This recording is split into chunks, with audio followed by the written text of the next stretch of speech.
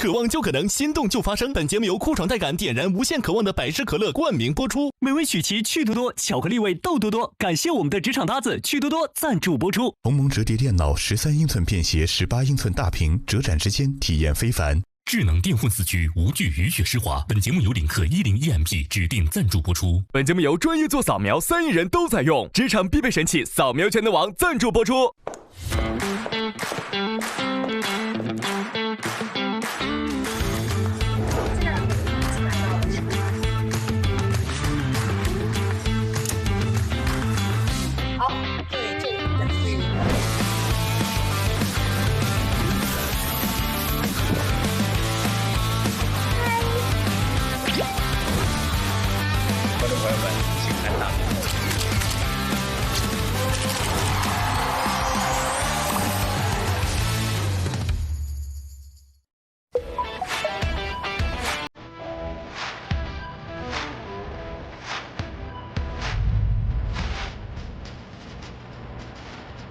来了，朋友们，哇，大伙，哟，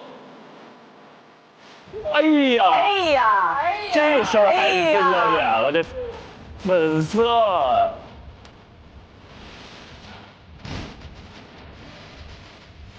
又回到最初的起点。哦，又是这个场景。哇，这时间也过得很快啊！上一次在这儿正好是1个月以前。对。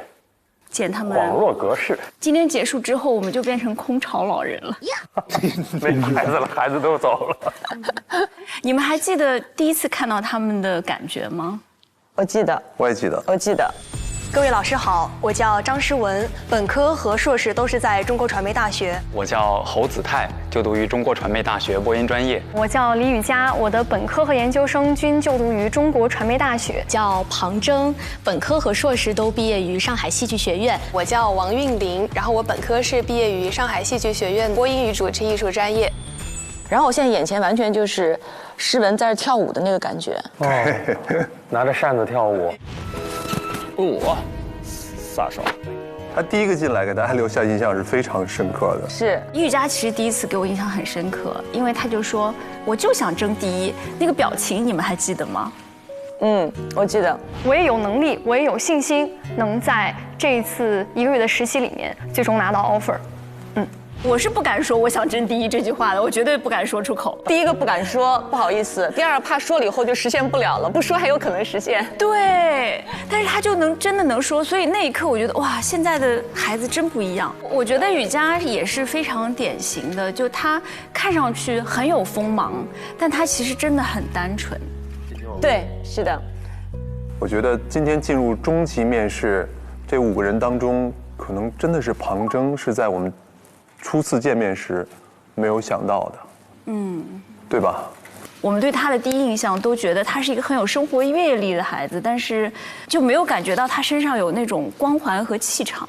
但是现在不一样了，真的不一样了。所以外在的肯定，尤其来自专业人士的肯定，对于一个年轻人特别重要。就他一下子信心，我觉得比之前增长了无数倍。基本上第一个课题之后，他就已经好像起飞了，感觉是吧？梁上清风服话筒，新闻是什么？内容为王，这是在他手部的位置。庞征这种收放自如的气场和光芒是非常非常厉害的，特别好。我觉得他是真的拾回了自信，然后找回了那种理想的。因为他来的时候是他觉得，哎呀，我已经不敢再上主播台了，有点自卑，对，甚至觉得有点愧对主持这个行业，他好像背离了初心似的。还有哪个人是你们没有想到会进入中级面试的吗？如果说按一开始的表现的话，可能子泰，因为他到前边其实一直很长一段时间都没有得分嘛，对吧？我说实话，我第一次面试完见到他之后，我就觉得他太有潜力了，太强了。因为他太松弛了，就是你就觉得说，他天生就是做电视的，就是应该上屏，因为他没有一点点压力，之后就反转了。之后也是松弛啊。从第一次，对，就是我觉得就第一次考核松弛的都拉垮的感觉。松弛的拉垮。所以其实说实话，直到最后一个考核之前，我都很担心，我觉得他很可能没有机会进入到中面了。但是最后，他在卡在100分的这个线上，成为了唯一一个进入到终面的男孩。好了，那我们现在开始我们的终极面试吧。来吧。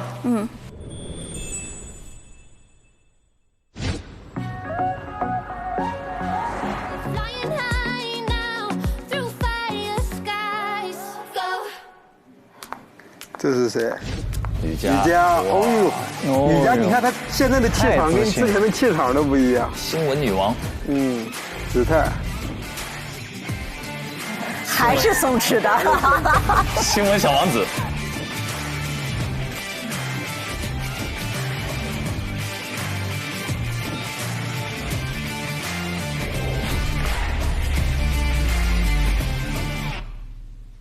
有请第一位。好，来了。欢迎，欢迎。当初第一个是你，今天第一个还是你。老师们好，当初的我已非今日之我。为什么？不一样在哪里？打碎了，重塑了。哇，上来就节奏很快呀。把什么东西打碎了？很多很多东西。比如说？对自己的认识，原有的一些不好的习惯，束缚自己的那个框子，都打碎了。那你经过8个课题之后，对于主持人这3个字，尤其是对于新闻主持人这个职业的定位，会不会有一些新的认识？确实有了很多新的认识，因为在来之前，我可能觉得新闻主持人好像也被束缚在一个框子里，他要很规整的表达，他要去说很严谨、很理性的话。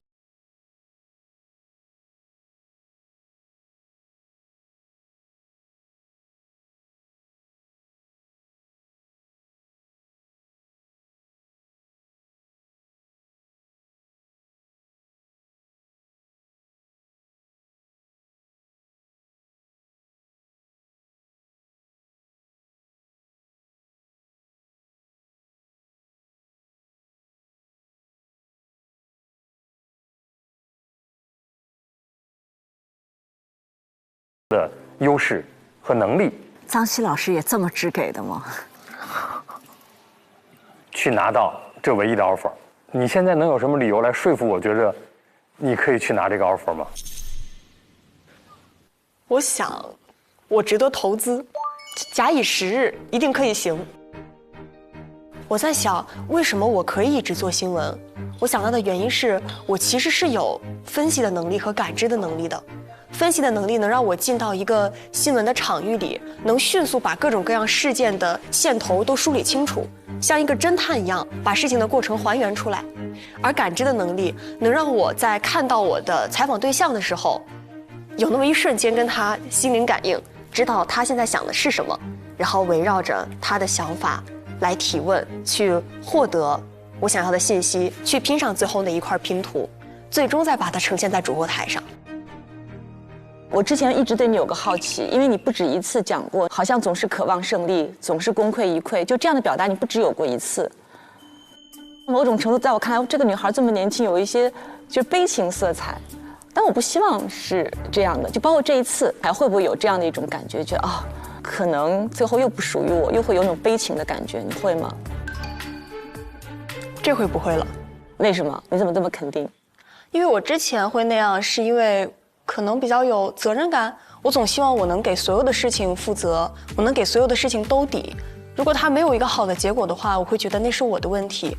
但是这次就是通过跟各位老师的学习，跟小伙伴们的相处，我发现其实真的可以松弛一点，而且这次的探索和尝试也给了我一些底气。我相信我是可以把事情做好的，我是有继续在这个行业深耕的潜力的。整个过程拿过第一，第一个课题就拿第一，一度成绩到过倒数第2，自己心里会有起伏吗？分数其实还好，我主要就是看我对这个课题满意不满意吧。比如像课题4，我没有拿到最终的分数，但是我觉得那次尝试对我来说特别宝贵，我非常珍惜。课题4的经历对你来讲，你觉得最宝贵的是什么呢？张希老师真是一个好的 HR。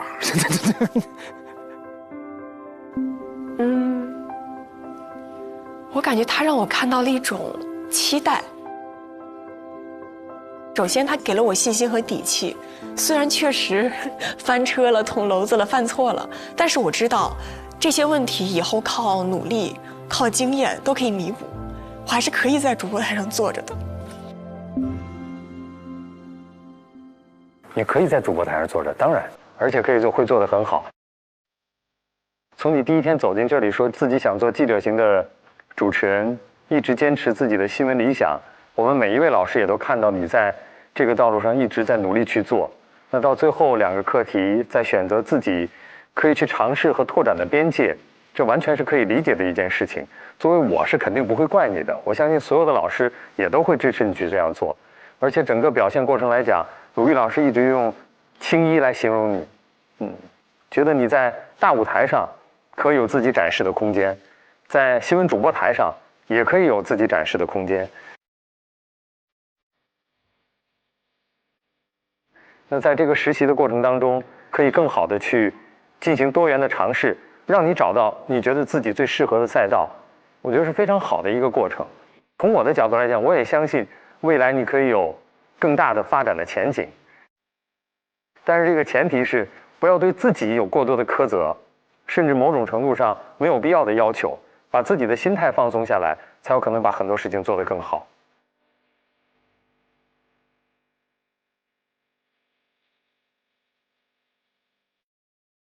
我认为他最大的障碍在自己的心里。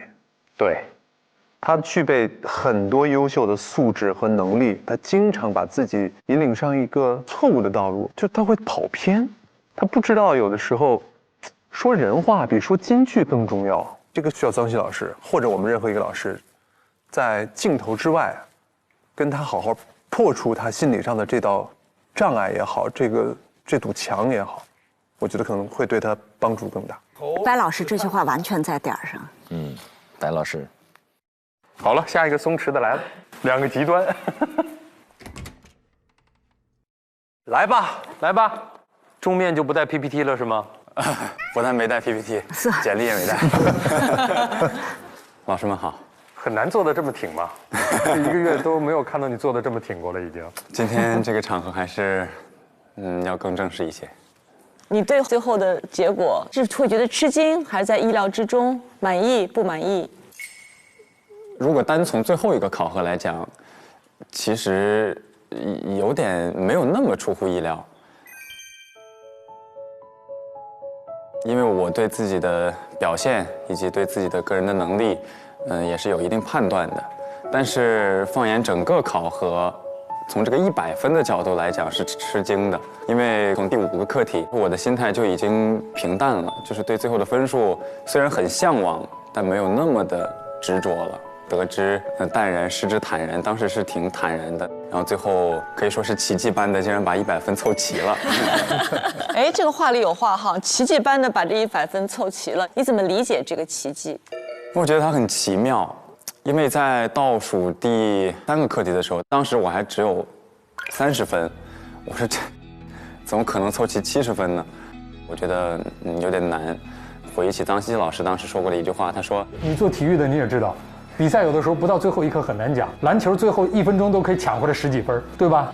很难讲的事儿。然后秉持着这个心态，好像也算是一个奇迹。我对你的几个印象很深的，就是你跟王玉2个人一起合作，跟胡先煦还有邓科导演做的那个圆桌论坛，那次我认为你们俩合作的非常好。我的印象很深，就是你在几个场合，当王玉在提问的时候，你会起来，比如倒水。就给他营造一个氛围那种感觉。哎，多谢多谢。我特别想知道，就在那个时候，你是为什么会做那样的选择？因为你们在此刻其实在考核，但当你站起来倒水的那一刻，其实你是把提问机会给到别人的。如果从考核的角度来讲，其实我是重视每一次考核的，但其实我的脑子里一直有一根弦在提醒我。无论我是不是在考核，以节目为主，我是不是拿分的这个人不重要，这个节目能不能安全播出，能不能把这档节目做起来，这个很重要，因为它关乎的不只是我一个人的成绩。如果这档节目砸了，那可能我们2个人都完蛋，甚至整个栏目都完蛋，甚至整个台都会完蛋。虽然可能有点严重，所以我觉得这也是一种能力。对，他能够知道该给此刻需要一个什么样的氛围。对，我觉得你前半程虽然都是0分，但是我觉得得分是0分，不等于能力是0分。太好了这句话。比如说人工智能大会，从我的角度来讲，诗文和庞征是第一，你和林蔚是第二，但我们的考核机制是第一得分，2、3、4都是0分，所以你的能力不是0分，只不过是得分是0分。你的0分一直坚持到了前半场全部结束，但是你的能力始终我们是看得到的。谢谢老师。哎，那天和韵玲一块搭组采访 Fly 的时候，你们是怎么决定最后韵玲来采访的？你不是对电竞也很熟吗？是老师，那天很奇妙，因为老师其实我是一个有的时候抹不开面儿的人，有的时候我很多心里话我的张嘴说不了，就是尤其是跟别人在配合这件事上，我没办法跟别人去争。我说你别去，我行，你让我去，你别去了，我讲不出来这种话。在班里也这样，有点吧，还是。其次就是那天，其实我内心有一点小小的自卑，因为我从来没跟韵玲合作过，我对她完全陌生，她也对我完全陌生。我知道两个人在完全陌生的情况下是难以产生信任的，然后她的眼睛里又透露着对分数的渴望，同时透露着一点点我自认为对我的不信任，再加上我当时确实倒数第一。子泰，他就是这样一个人。对。然后在走出那个房间之后，他就跟我说了：“子泰，这个主持的事儿能不能让我来？”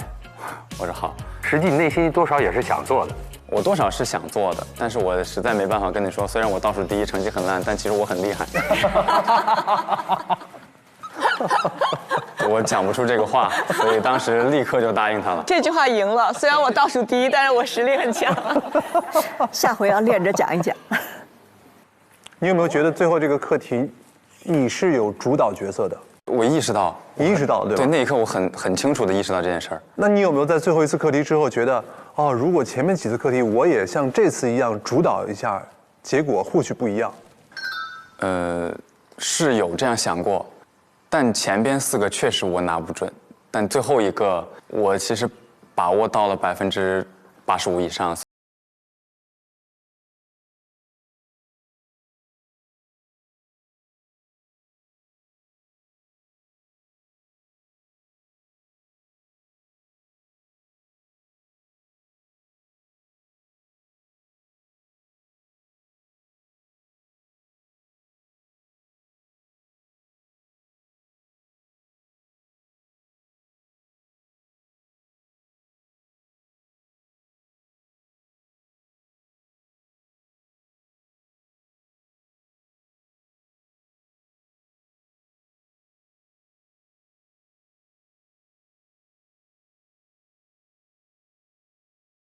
再问一个问题，就是马上你们的实习就要结束了吗？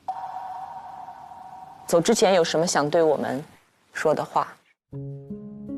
老师，我其实像您一样是一个不太会煽情的人，可能此时面带微笑，但其实内心早已汹涌澎湃。我突然想起来，那天我们在去往采访胡先煦的路上，我说这个夏天我会记一辈子，所以如果最后回答这个问题的话，我用3个一辈子来总结吧。这个夏天发生的事儿，我会记一辈子。遇到的7位同学，我会记一辈子。面前的4位恩师，以及没有在这儿的2个师姐，我也会记一辈子。就是3个一辈子。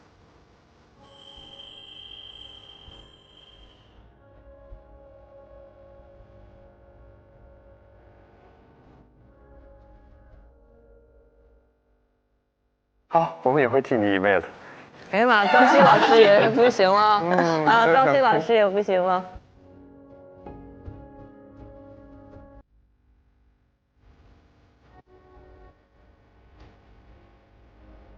哇，我突然第一次被人说要记我一辈子，我觉得有点恐怖啊，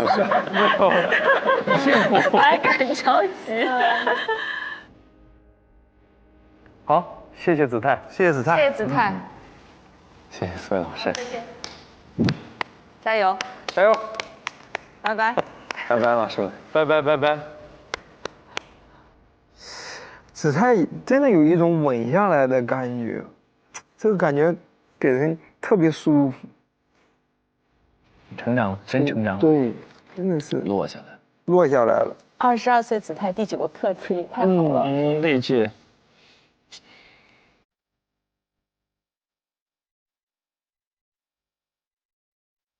子泰成功把张老师又说的崩溃了。而且我今天很意外，我觉得我们认为的是他很淳朴，然后很松弛，但其实他很清醒。所以我想到4个字，我都不知道是不是会太重。我觉得大智若愚，我觉得他是可以走很远的人，而他真的是一直之前就是托举，他明白托举其实在成就自己，因为这是一个团队合作的一个。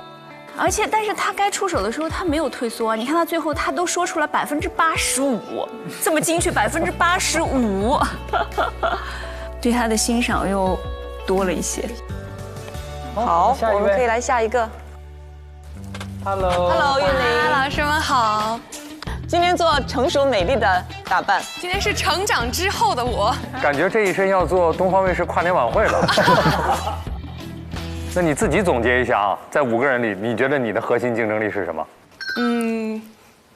我觉得可能我不是每个课题都是做的最好的那一个，但我觉得我的竞争力就是我能把每个课题都完成，每个课题都比较平均的正常的一个发挥，我觉得可能就是稳吧。但是如果一直稳的话，很难在众多的未来的同行当中脱颖而出，可能永远都是那个平均数。想到了用你一下。是，所以这也是我在未来需要一直去探索的一个点。还有一个点就是找准自己的风格，然后沿着这条路往后走。其实实话说，现在我还没有完全知道我的风格到底是什么样的，然后我应该在未来，往哪个方向去具体的去深耕。但是我觉得没有关系，不用着急，就我可以在实践当中慢慢的去摸索。你工作已经有1年的时间了，对，也尝试过各种各样的节目。这回到8个课题也都做了尝试，还没有一个相对比较清晰的方向吗？我会知道我可能比较擅长的方向，但是我觉得擅长其实有的时候不代表说我会一直做这个方向。其实也是我想问苏慧老师的一个问题，就是关于我未来的一个具体的方向，就是老师们能不能给我一些比较具体的建议？这个我们待会儿说，是我们面试的。凡客为主。这是我来之前就特别想问的一个问题，有点着急，那一会儿再说。8个课题里边，你觉得你做的自我感觉最好的是哪一个？我觉得应该是最后一个课题吧。我觉得可能是因为到最后一个课题我已经不紧张了，前几个课题太紧绷，我太想要拿分了，所以我越用力，有的时候越想握得紧，它就越可能压力会更大。但是在最后一个课题的时候，我就会觉得我不要把它当成我要拿分，而是我要把它作为一个收尾，给这8个课题画上一个完美的句号。我也觉得你更适合综艺晚会，综艺跟晚会是2个领域，你要怎么样去选？这是一个艰难的一个选择。我可以斗药吗？我希望你能够在综艺里面找到你自己的一个常规的一个很棒的一个品牌节目，然后关键时刻能够像陈晨老师一样，就是在一个大的那种晚会的舞台上也能够看到你，这是我对你的最美好的一个想象。谢谢陆毅老师。我记得你第1次面试的时候说过，如果没拿到这个 offer， 你也是服气的。但是现在其他同学的实力看过了，然后如果还是拿不到 offer， 你现在服气吗？我服啊，因为我不是第1名，我不拿到也是正常的。就是如果说真的是从分数的角度来说，而且其实像雨佳庞铮，我是确实是看得到他们特别优秀的一个闪光点的。就比如说铮姐，真的我跟她一个宿舍，每天晚上我可能已经困得不行了，我要赶紧睡了，她就是还会在那儿加班。那我觉得如果说像我没有拿到 offer 给了他或者雨佳中的任何一个人，我都会觉得是应该的，因为他们确实付出了很多很多的努力。那有什么不服的呢？有时候接受自己不是最优秀的，其实也是一种成长嘛。这姑娘未来的机会不会少的。她跟子泰是2种不同的松弛，她其实灵魂深处也很松弛，她有一种淡然。你找我复盘那次，然后你当时问我说，你觉得自己只会站在舞台上打扮得美美的，然后把自己该背的词儿都说出来？就我有时候在想，是不是我只会搞那些所谓大晚会上那些体现预设好的一些主持，就把那些词儿背得很漂亮，然后说得很漂亮，然后把自己打扮得也很漂亮，然后到那个舞台上站着，就其他需要一些其他方面，就是感觉做不出来，做不出想要的那种效果。你现在还有这样的想法吗？或者说你对这方面自己这方面的能力有所改变吗？他不是，他访谈非常好。我现在其实对自己会更有自信一点点了，可能也是因为各位老师一直给了我很多非常正面的反馈。那个时候说出那个话，我就会怀疑自己，因为我是当下的想法是我是不是好像只能做主持人做的事儿，我干不了除了主持人之外的，比如说像策划呀、导演啊这种需要一个全局思维去干的事儿。但是我到今天，我依旧要承认我在这方面还是有点薄弱和欠缺的。但是我对于我自己未来这方面的一个更加的完善，我会有了更多的自信。而且。那句话我现在要收回，我不是只能在舞台上漂漂亮亮的，我还可以在舞台上干得很好。多好，星星。那你觉得除了你之外啊，其他4个人，你觉得谁能拿到 offer？ 哦，感觉有个坑这个问题。没有坑，没有坑，没有坑，每个人都有这个问题。我觉得，庞征吧。Hello， 老师们好。这里会很冷啊。对呀，没事儿，我的心火热。没错啊，哇！重新看到你坐在这个位置上，说恍如隔世有点夸张了，但确实跟我们第一次见到你的时候，发生了翻天覆地的变化。经过这30天的实习，发生在你身上这翻天覆地的变化都包括了什么内容？我觉得现在对于我来说，我不需要再装得非常自信了，因为我真的非常的自信。太好了！一开始我觉得自己是一个非常平凡的人，我觉得我只是众多的想要成为主持人，在学习播音主持这个专业，一个非常普通的学生。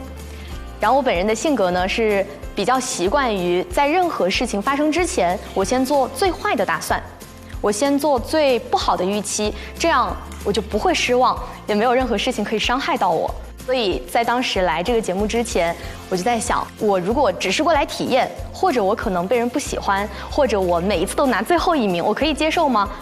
我觉得我可以，我就来了。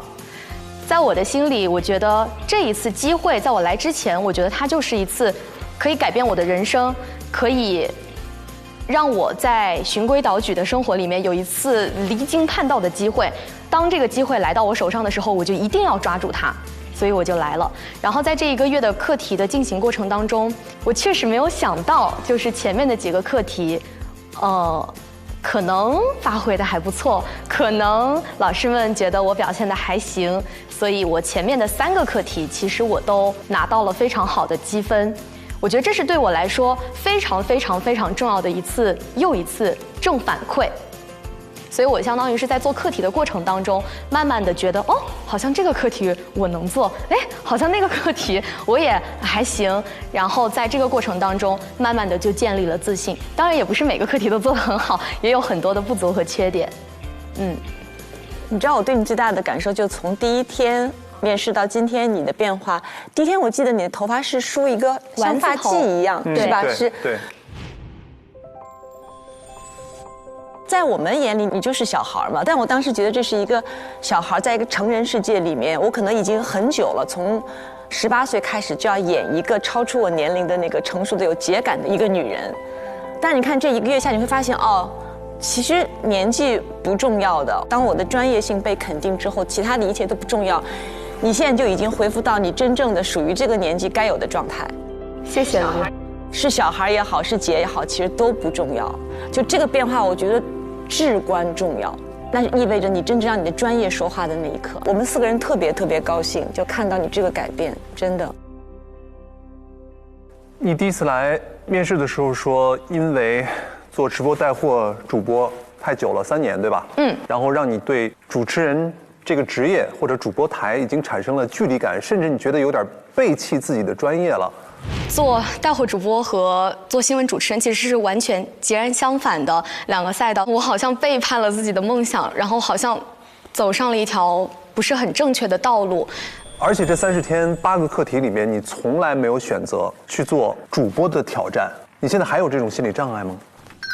没有了，一点都没有了，没有了，完全没有了。我觉得可能一个人在没有真正在做一件事情之前，他就是会给自己去做很多的假设，然后我不行，我不能，我是不是可能做不到？但是做就完了，就是你不要在没有做一件事情之前，你先给自己设下了一道障碍，你先去做，做到被人阻止为止。能不能给我们讲一下你这整个实习过程当中最大的收获以及最大的遗憾？最大的收获，我觉得我好像收获了一个新的旁征。就这1个月对我来说像一场变形记。我整个人从内而外的，就是老师们也肉眼可见的，我确实更自信了。而且这个自信，我觉得它不是装的，它也不是1天2天的，是确确实实通过这1个月的时间，我没有想到会推翻我之前很多一些很浅薄的认知，然后包括我内心一些很脆弱的防线。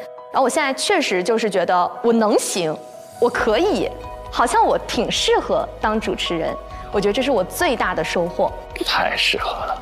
遗憾的话，我觉得我这8个课题里面，其实我自己遗憾最大的是跟张春老师的深度访谈。这个课题它不是我一个人的课题，它是一个双人的合作。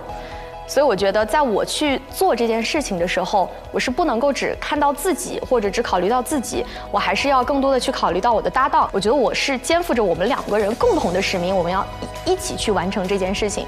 但是最后其实并没有拿到一个很好的结果，没拿分儿，对，最遗憾，他会特别遗憾啊。这是我最遗憾的事情。在今天进入到最终面试的这5个人当中，除了你之外，你认为还有谁有可能会拿到 offer？ 哇，这个提问，我觉得除了我之外，雨佳和韵玲都有很大的可能拿到 offer。雨佳是我从第2个课题开始，我们当时4个人合作，那一次下来，我就觉得他是一个超能力者，他有非常大的能量，以及他有非常清楚的逻辑思维。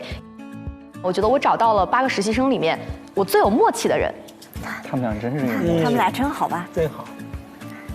我觉得他是一个无论是在做自己的事情还是在做别人的事情的时候，都会花120分的心思去认真对待的人。我觉得雨佳值得这个 offer。韵玲是我在这个节目里面交到最好的一个朋友，他在他自己热爱且擅长的领域，他做得非常的游刃有余。他在舞台上那种闪闪发光的样子，我觉得就是现在社会所需要的主持人的样子。那我挑个事儿啊，那你觉得为什么子泰就拿不到呢？诗文就拿不到呢？如果我把每个人都说一遍，这个问题是不是好像就没有意义了？回答的好，漂亮，聪明。你这个问题加分，好，我不问了啊，我不问了。谢谢张老师，很真诚。对，离开这把椅子，你们的实习生活就真的正式结束了。你还有什么话想对我们4位代教老师说的？哎呀，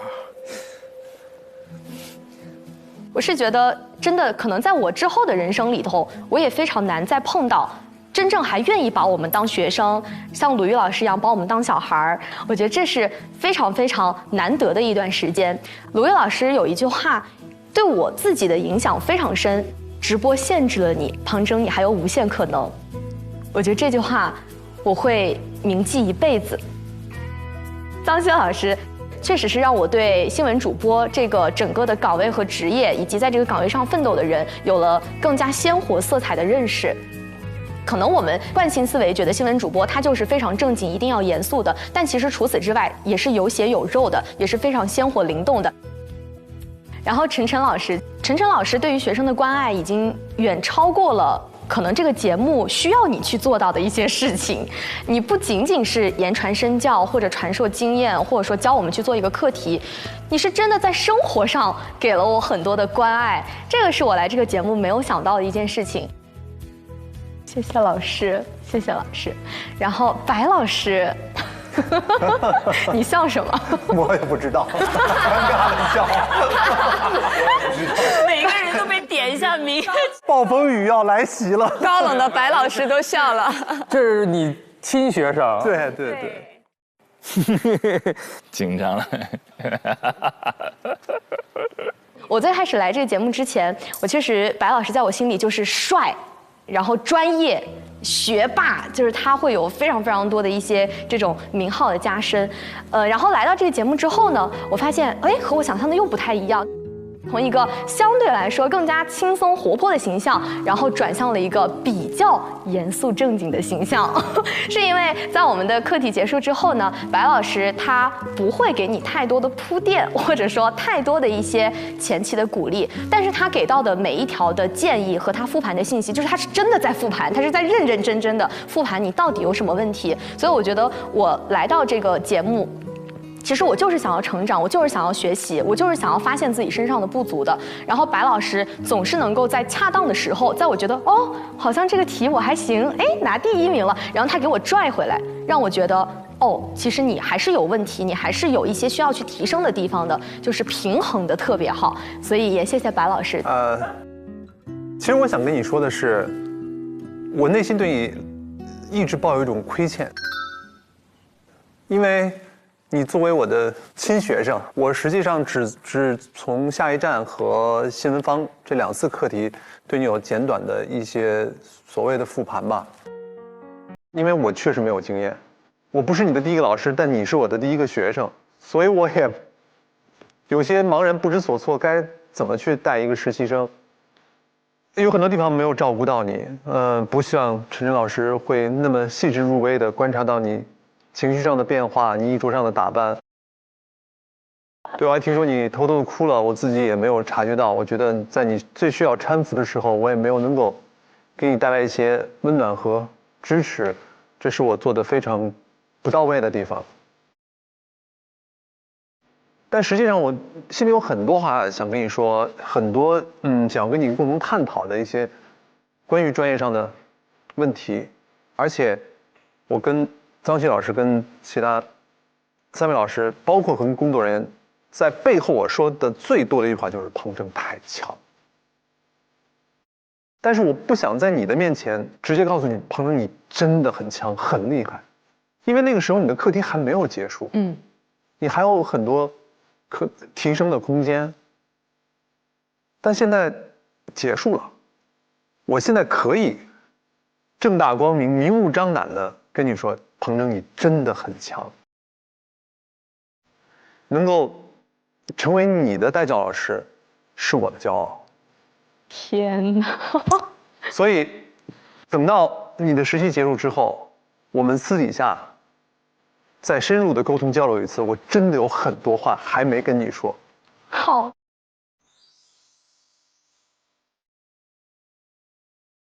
我觉得其实庞真真的是最不需要操心的一个人。你会担心他什么？我在他这个年纪的时候，对人生完全是一无所知、一脸茫然。他可知道了，进退自如。反正我觉得所有的实习生里面，他可能是这30天当中收获最大的一个人。改变特别大，真的。对，肉眼可见的改变，绝对的，绝对的，真的是肉眼可见。好，我们可以来下一个。雨佳，最后一位啦。老师们好，老师们好，老师们好，请坐。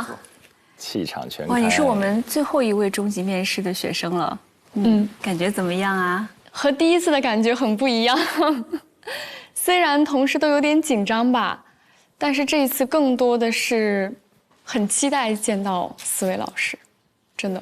这个整个实习最大的收获是什么？我觉得收获有太多了。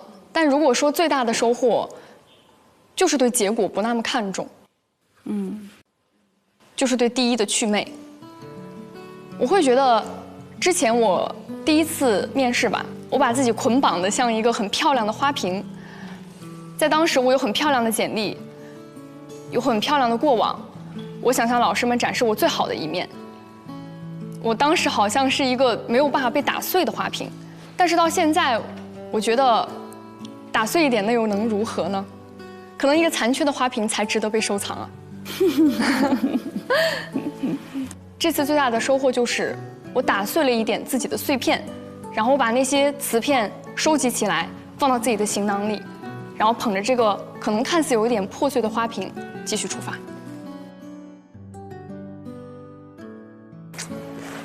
让广志好好听听。是听第1名没有那么重要吗？对。广志的反应是，的确没那么重要。广志的反应是，只有得了第1才能对第1去美，你没有资格。哎，你这一季下来对自己有新的认识吗？有没有发现自己新的优点和不足？有。我觉得先说优点吧。我发现我和别人的合作，就是无论是双人合作还是团队合作，我之前以为我是一个很强势的人，但是我这几个合作下来，我发现非常舒服。大家给我的反馈也是很好的。我之前可能无论是保研、学习，我都是单打独斗，我需要跟别人去比、去争。但是这一次在合作里面，我们虽然是既合作又竞争的关系，但是最后我把它更看向了一次合作，而且把它完成得很好。不足，我觉得是更多的认识到了自己的有限性吧，也知道了自己的节奏可能和别人的节奏是有所不同的，我需要去找到自己的节奏。就像条他去嘲笑学究说，你每天都在天上飞，但我可以随时找地方栖息下来。那可能他没有看到更广阔的世界，他以为学究就是在不断的飞翔。所以我觉得我来到 offer 的这一趟，我看到了自己身上的不足，看到了自己身上跟别人的差距，看到了自己的有限性。你觉得除了你之外，还有谁最有机会获得本期的 offer？ 我觉得有2个人吧。第一个人，我觉得是庞征，众望所归的庞征。因为在最后一个课题，我们2个一起合作的时候，我完全没有觉得我们2个在竞争，我完全觉得我们2个是互相握着对方的手，完成了最后的一个课题。我看到了在他身上我没有的东西，比如说他的稳重，他对于镜头的掌控感和把握感，以及他跟嘉宾沟通的时候会说出来一些我想都想不到的话，推进整个过程和流程。这个是我觉得我身上没有的。我也在他身上看到了很多我们2个共同的闪光点，他也让我看到了我自己身上的亮点。所以我觉得第一个人我一定会选庞征。然后第2个人，我想选1年后的自己。为什么是1年？因为我觉得我需要的只是时间，就是我需要一个时间去对自己进行复盘、努力，再出发。我觉得1年后，如果说我再站在这个地方，一定和现在不一样。你刚才讲到了你和庞征在课题8的合作，非常好。课题8我全程见证了你们整个过程，看到了你们所体现出来的这种团队精神，特别是初期，某种程度上是你一个人扛下了你和庞征之间的工作，这是一个做电视或者做传媒该有的一种精神和样态。我为你感到很自豪、很骄傲。这种团队精神是难能可贵的，特别是在这种竞争的关系下，依然能够保持这种合作和团队，非常不容易。谢谢老师。所以说，我很看好你，继续努力，加油！你有你自己的实力，你也有对于整个团队的责任、付出、担当，会有一个很好的前景的。谢谢老师。我觉得电视人或者做主持人不被看到是常态，寻求合作也是常态。主持人永远不是一个人的单打独斗。我觉得你真的长大了，刚来的时候的学生气还有，但是你自己越来越知道自己的站位，知道自己的长处和短处，特别好。好了，那你看你是我们最后一位实习生来面试的，然后你离开之后，我们本季的实习就正式结束了。你有什么话要对我们大家老师说的吗？有，那我先说张希老师吧。我知道您是中传的那一刻，我就觉得这是我学校的老师，但是相处下来，我觉得您更像一位师哥。我们有时候可能会不相信我们自己，但就是因为有这样的大师哥，有这么好的张老师带着我们觉得你们会相信我们，所以我们也一定会相信我们。谢谢桑老师。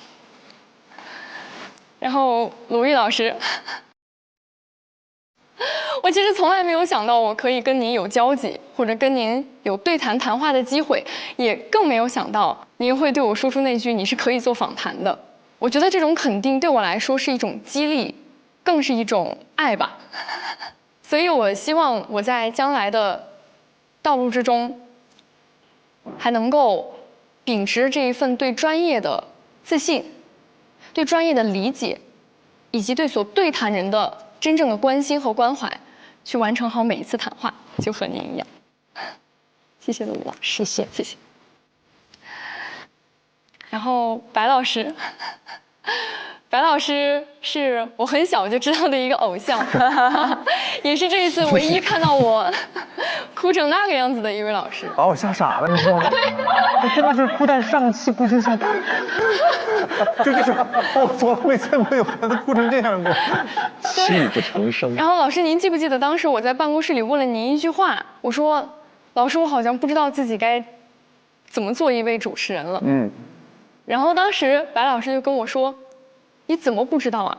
你现在就是一名主持人。”我觉得在那一刻，这句话给了我太多的力量。我知道老师尝试了很多的职业，也尝试了很多的方向，最终找到了自己最喜欢也最适合的一个方向。所以我希望我将来也能和白老师一样，在自己所喜欢、热爱的地方闪闪发光。谢谢白老师。最后，晨晨姐，我想说，我爱你，真的。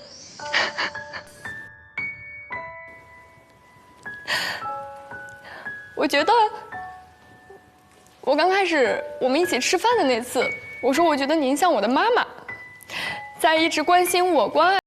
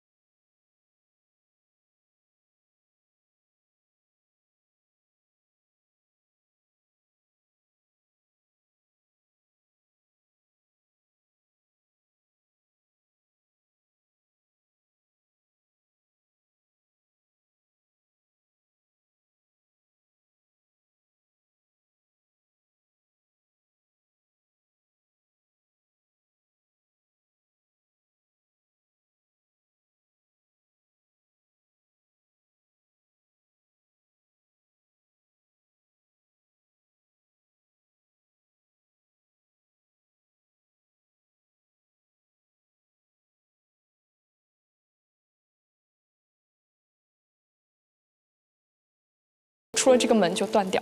谢谢各位老师。刚才你也说了，你第一次来面试的时候，你就说你就是来拿这个 offer 的。如果现在回到1个月前，还会说这句话吗？我觉得会，一定会，因为我觉得这就是李宇佳的性格。他一定还会说出那句：“我是来拿 offer 的，我就是来拿 offer 的。”但是可能会身上少一些锐气，少一些尖锐的、很刺人的东西，而是很平静地说出：“我是来这里拿 offer 的。”最后再做一个精炼的自我介绍，来结束你的实习。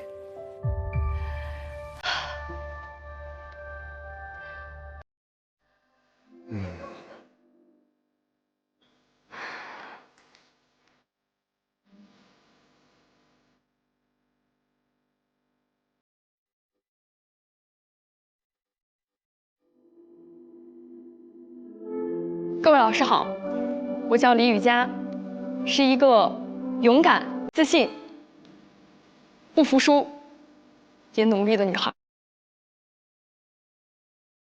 大家好，我是张诗文，我会永远带着听，带着看，上路，在路上听到来自时代的、来自所有人的各种声音，并且把它讲出来，给大家听，让大家知晓听闻。我叫侯子泰，就读于中国传媒大学播音专业，今年上大4，有着明确的追求和目标的追梦的少年，还有过挺多的工作经历，也算是经验还比较丰富。希望未来能够多多再见到大家。对，各位老师们，大家好，我叫庞铮，庞大的庞，铮铮铁骨的铮。一开始来到这个节目的时候，我可能不是那么的自信，但是经过了这1个月锤炼以及老师们的教导，我觉得现在我可以说，我现在已经更加的有自信，且我非常的笃定，我未来想从事的行业是什么。希望未来有一天，我也可以和老师们骄傲地说出来，我是主持人庞铮。各位老师好，我叫王韵玲，我是一个很好的主持人。好，希望以后能够更多的听到来自你的声音，期待未来在舞台上闪闪发光的你。面试到这里结束了。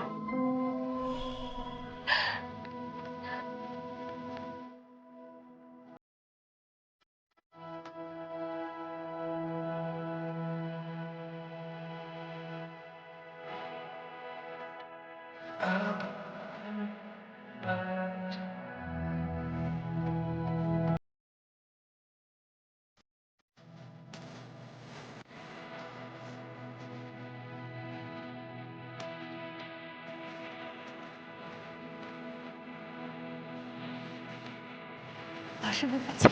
再见。再见。加油。放轻松，放轻松，放轻松，放轻松。谢谢孙老师。加油。加油。谢谢。谢谢。加油！我想抱一下老师们，可以吗？好，当然。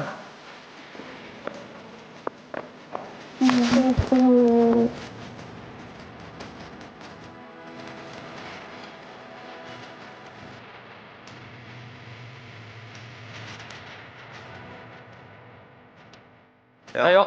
拜拜！再见！拜拜！拜拜！拜拜！加油！在我走出这扇门之后，可能关掉了摄像机，我还能跟各位老师打电话吗？当然可以啊。那我们拉钩。没问题。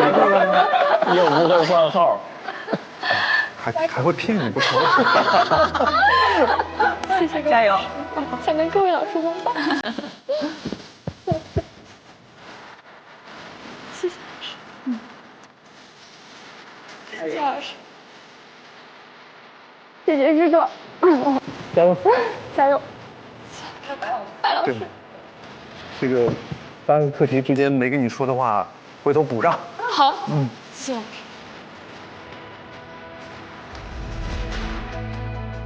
谢谢老师。再见。加油！拜拜。拜拜。拜拜。拜拜。拜拜。老师们再见。拜拜。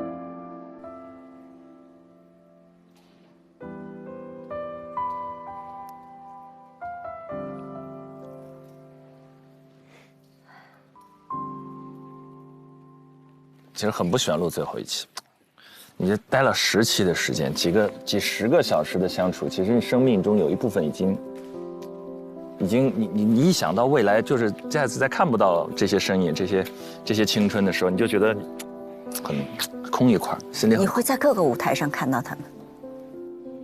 希望尽快，那取决于我们要多给他们要点 offer 啊！来吧，终极面试环节，同一个场地。同样的椅子，各位还记不记得第一次见到他们的样子？对谁的印象最深刻？觉得谁的变化最大？脱胎换骨，焕彩新生。哎，我觉得雨佳的变化真的是我看到的那种最大的一个变化。首先呢，像他第一次面试的时候，他其实是带有那种就是那种学校里刚出来的好学生是那种感觉。然后我在这个过程中，我就是要展现，一路高歌猛进的那种状态。但是他这一次回来的时候，他好像很快的去找到了自己的一个节奏，同时又没有丢失到他当时很宝贵的那个东西。我们经常说被社会毒打之后，你很容易失去自我，但他没有，他把那个宝贵的东西保留下来的同时，他有了更多节奏上的一个改变，有了更多他之前不曾拥有的那些东西。我觉得这个真的是很宝贵的一个东西。我提到雨佳，我第一次印象里他像一把兵器，对，他像一杆矛。锋芒锐利，来就是战斗的，厮杀拼搏，第一，战无不胜。但是之后像智胜讲的那样，就他的锐气还在，但是换了一种方式。对，是的，他像一艺术品，他的锋利仍在，但不是来战斗的，对，是来享受的。对，这个不可思议。雨佳，子琪有吗？印象特别深的？我觉得变化最大的也是雨佳吧。我觉得当他说出他可以接受自己不是第一的时候，这个内心的转变还是非常大的，因为我觉得他最开始也是被这个第一束缚住嘛，是真第一，但是他愿意去接受自己去残破的花瓶的时候，我觉得那种豁达的感觉会让他更加的厉害。我想表达一下我对庞征的欣赏，因为我前几期没有来，然后没有机会表达我对实习生的感受。我还挺欣赏庞征的，因为尤其他最后说的，他说先做，别再那个给自己先太多的阻碍，然后先做到别人阻止你为止。这句话不是张春老师的金句吗？他刚刚讲了他在采访张春的那个，所以我觉得就其实跟他的个人经历，我觉得也。他说这个话特别有说服力，因为当时他家庭可能出现了一些这样原因的时候，然后其实那个是一个很纠结的境地，他自己也说可能后来是不是偏离了，但是他先做，先解决当下的这个。所以其实我们上一期不是有讨论，就是我觉得主持人这个行业注重当下这个4个词，每一个人都适用，但是尤为我觉得对于主持人这个行业来说，我觉得这4个字更有意义。就张泉英老师说。注重当下，所以我觉得就先做吧，然后人得折腾，进行时态，对，进行时。我其实更想说的是韵玲，就是我觉得她真正的是在这1个月里面，就是从内而外的那种自信是散发出来了，然后对自己专业的那种底气。老师们问她，就是你现在还没有找到自己的风格吗？或者你自己想做的节目，就是她没有。去为了，因为这是一个终极面试，是一个非常重要的一个机会，是。但是他非常遵从自己的内心，然后非常淡然地说出了，我还年轻，我还有时间，我还在去寻找，还在去我所适合的，然后还有我想尝试的，还有很多的未知的东西在等着我。我觉得那是一种真正对自己自信的表现，所以我就觉得他就是每个人其实在这个节目里面都收获到了。比 offer 更重要的那个东西是，所以说我也很就是期待韵玲在之后成为一个真正就是像他说的那样找到自己风格的那个能够不被替代、独一无二的主持人王韵玲。他一定会的，那个萌芽已经在生长。全玲老师。我其实刚才在看他们终极面试的时候，脑子里一直在闪回。你知道雨佳特别像24岁的我，特别像，也是利剑出鞘，锋芒毕露，太像，就我几乎能够，对，倒退20几年，回到24岁的我的样子。对我想了一下，我大概得东碰西撞，得到26、27岁的时候。才想明白他花这30天想明白的事情，就是你会发现说，人生不要那么着急的到处找第1名，因为如果这事儿是你热爱的，你要做很久的，你可以慢慢来，然后你可以只做一点一点你可以掌控的进步。所以他说，哎，我承认我觉得那个 offer 可以给庞征，因为他真的很强。但是我想把第2个机会留给1年之后的自己。特别酷，这个说的特别好。所以我们真的只有1个 offer 吗？一会儿有机会，有机会，一会儿。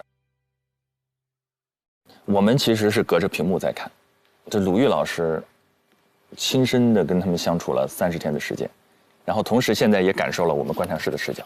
在您的整个印象当中，变化最大的会是谁？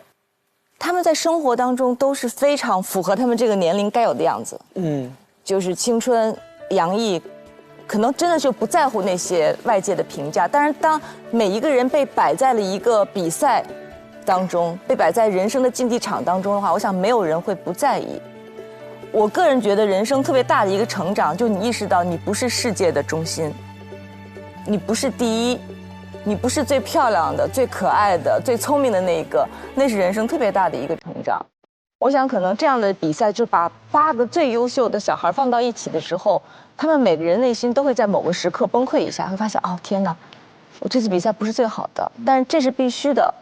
所以能够看到这30天的每个人的速成，然后就是30天之后，每个人其实都变得更自信了。自信太重要了，我觉得做主持人，我们得有一种盲目的自信。就是我不能告诉你此刻我为什么好，但我就是好。Trust me， 就是你相信有一天你会发现，哦，它就是好。就最后鲁豫老师说那点确实动人，就是这是个比赛，我们有好多节目是用比赛的形式来展开。我们之前探讨过这件事，包括脱口秀节目，包括很多节目，他没办法，这是节目，但同时这也是人生。如果是节目永远有个第一，但人生每个人都是唯一。如果他们终于有一天意识到自己唯一的那一刻闪耀的那一刻，幻彩新生，而且他们即将走到我们的身边，我们来看看要来了。第一 offer 要发给谁？第2到底有几个 offer？ 第3我们到底的大礼包还是什么？最后一段 VCR 结束了，接下来的时间那就别等了吧，别等了，好不好？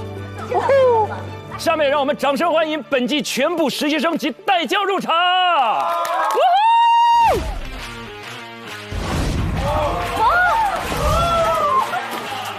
哎呀，吴老师应该跟我们一起上来。见面了，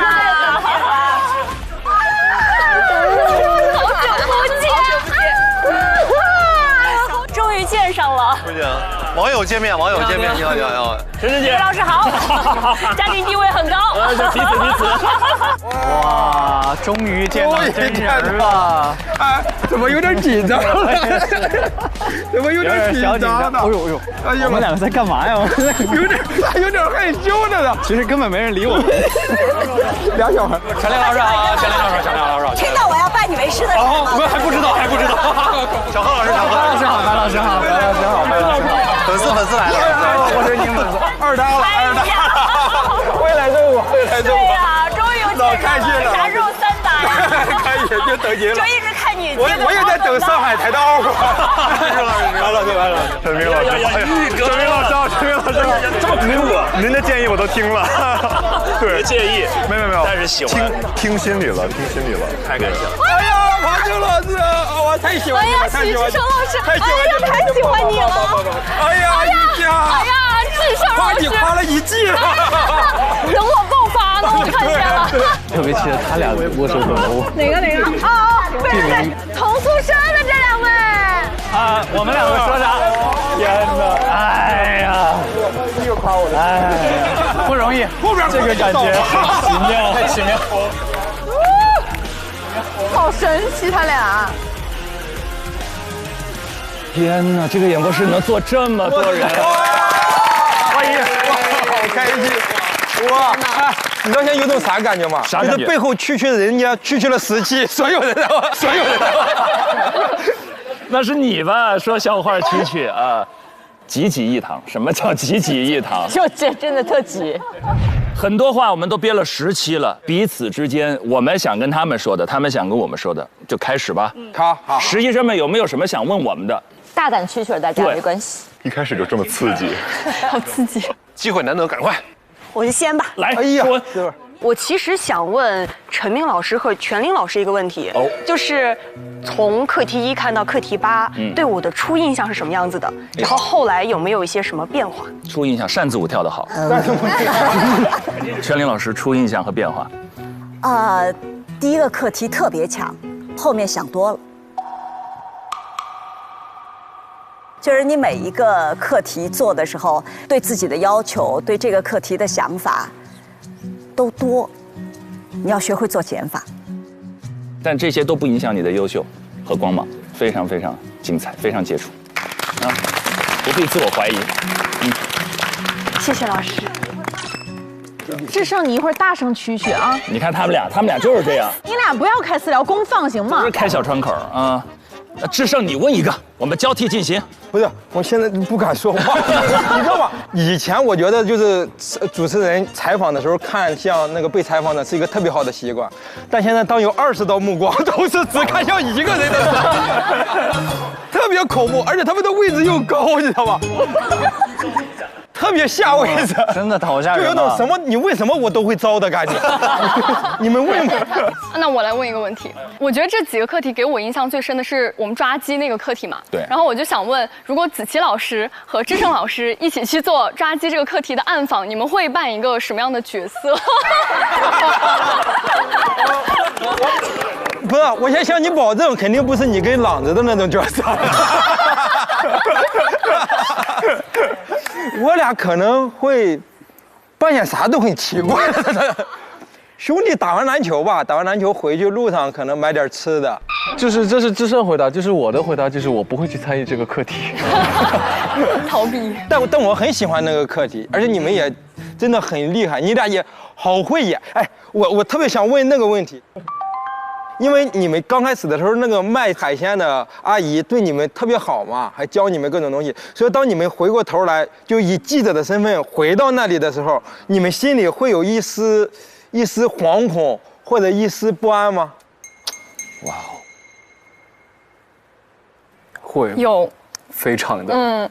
当时我们两个其实在回去的时候都不太敢看那个老板娘的眼睛。其实，在回去之前就犹豫了很久。是我们俩一直踌躇，我们两个要不要进去，就作为一个记者的身份带他们进去。但是因为当时如果给那里的工作人员，就是执法人员去别麦，可能进去之后效果不会特别好，因为我们还是想抓住这个第一现场，所以我们最后犹豫再三，还是进去了。而且我觉得我们当时是作为一个记者，这是我们的职责啊，所以我们必须要进去。对，哇。这个问题非常好，智胜你问的真的非常好。哎呀，这是好问题，这是非常好的问题。我不能再问了，再问真有 offer 了。上吧，智胜，你这咱就不欺负人家实习生。助教老师们，我来问一个问题。助教老师们，我来问一个问题。该说不说，凯旋刚才确实紧张了一下，你双眼皮跳动了一下。来，其实我是感觉有一个很重要的事情，就是两位助教老师，他是全程在观看咱们这些实习生遇到的难题、遇到的困境。你们有想过，你们处在他们这个处境下，你们会做得比他们好吗？好犀利！哇！啊，好犀利呀！哇！我自己感觉我做的不会比他们好，但是我这样说岂不是打了西哥的脸？因为西哥把我招来的。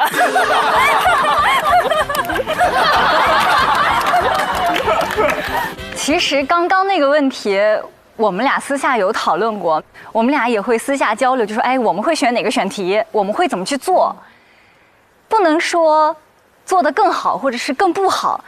反而是在过程当中，其实是我们跟实习生是感觉是互相学习的一个过程，因为其实他们的很多视角思维，比如说朗子在课题当中想到的，比如说扫腿舞，就是这种紧跟时事的互联网思维，以及佳宁在选题的考核过程当中，我也遇到同样的问题，就是可能一开始会比较板正，怎么样在综艺娱乐节目当中放得更开，感觉是互相学习的一个过程。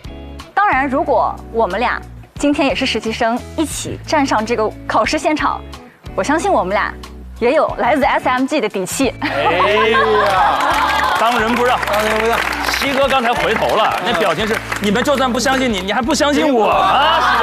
我招进来的就是要相信我，我招进来的。对，真的。西哥真的，我不止一次在节目里表达过，我说西哥真的是一个很好的 HR， 你知道吗？我想问个问题，就是节目播到现在为止，你们除了 SMG 之外，有收到过来自别的平台邀请的，请举手。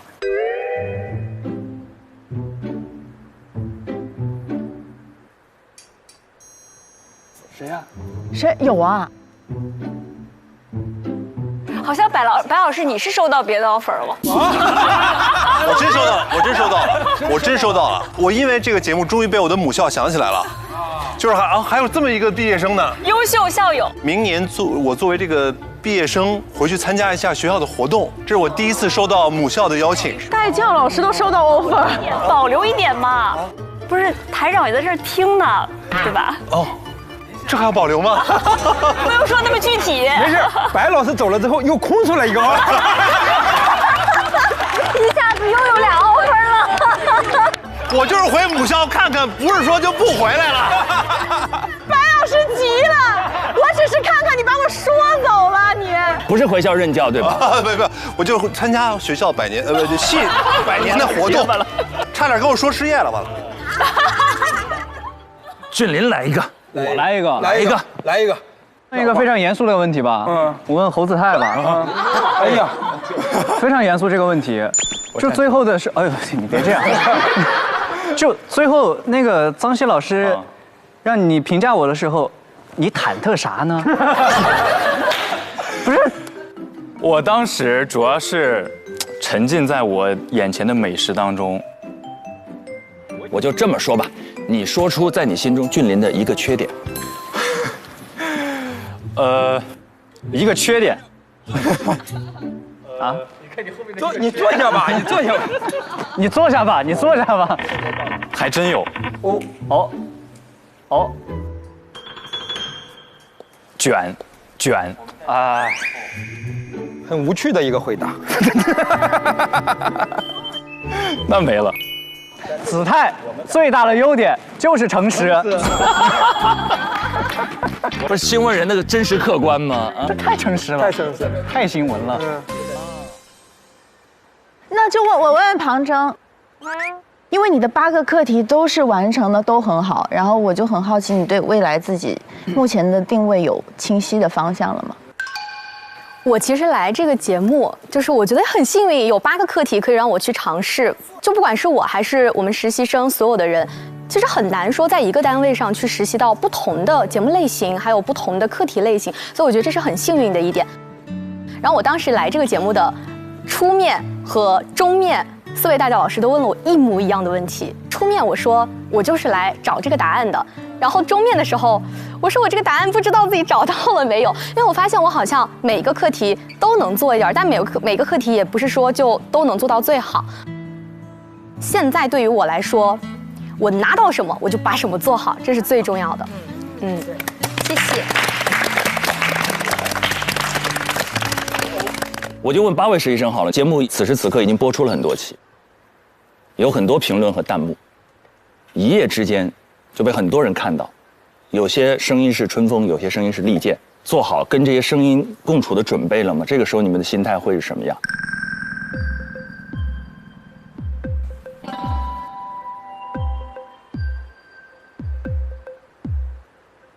哎呀，还得是大学老师，一下子把几个人全问沉默。哎，王玉刚刚，王玉是不是刚才举手？我不确定，我看到啊，那我就说一说吧。对，王玉可能刚打了个哈欠。哥来都来了。这样吧，那我就说说，其实我在面对这些评论啊、评价的时候，我也是一直去直面的。那我可能觉得这些评价好像是我们人生的新的课题，因为我们在这个实习的阶段，我们有8个课题要做，然后我们会遇到非常直接的答案，非常直接的是或不是的回答。但是好像我们在面对评论的时候，面对各种各样声音的时候，我们是在做整个人生的课题，它可能不是这一段时间，可能未来我们一辈子都会遇到这样的声音。那么我们还是要有着非常非常好的态度去完成这些课题。其实，在面对评论的过程当中，自己去解答的过程，我觉得也是在完成课题的过程。然后我呢，我有信心把这个课题做好，我有信心在人生的课题里面对这些各种各样的评论，然后遇到更好的自己。对，厉害，玉哥还是玉哥。玉哥太可爱了。他受不了了，他受不了了。不行。他受不了了，我受不了这么多正经人在，太正经了，朋友们，再松弛一点，再松弛一点。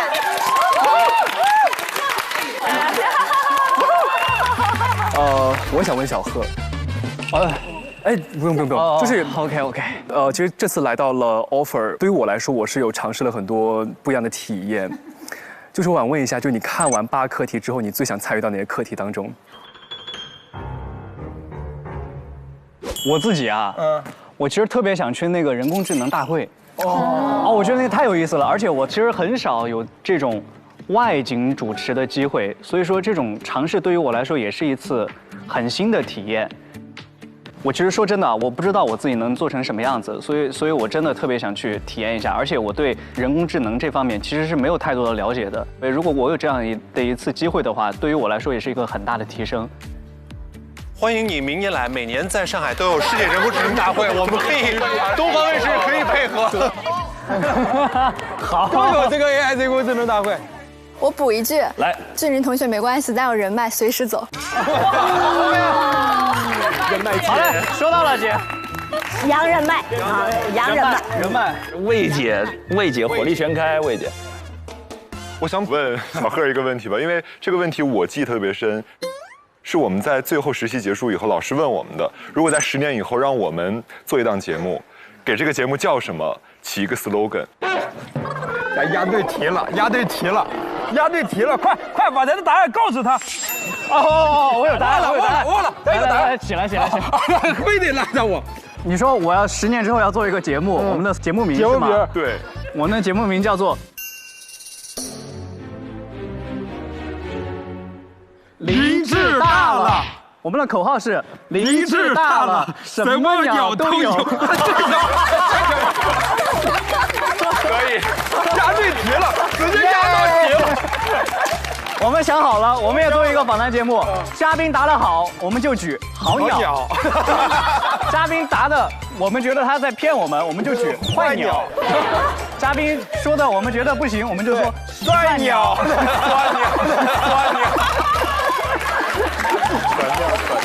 我跟他们说，他们那节目请不到嘉宾，因为来了都是鸟。鸟人汇聚啊！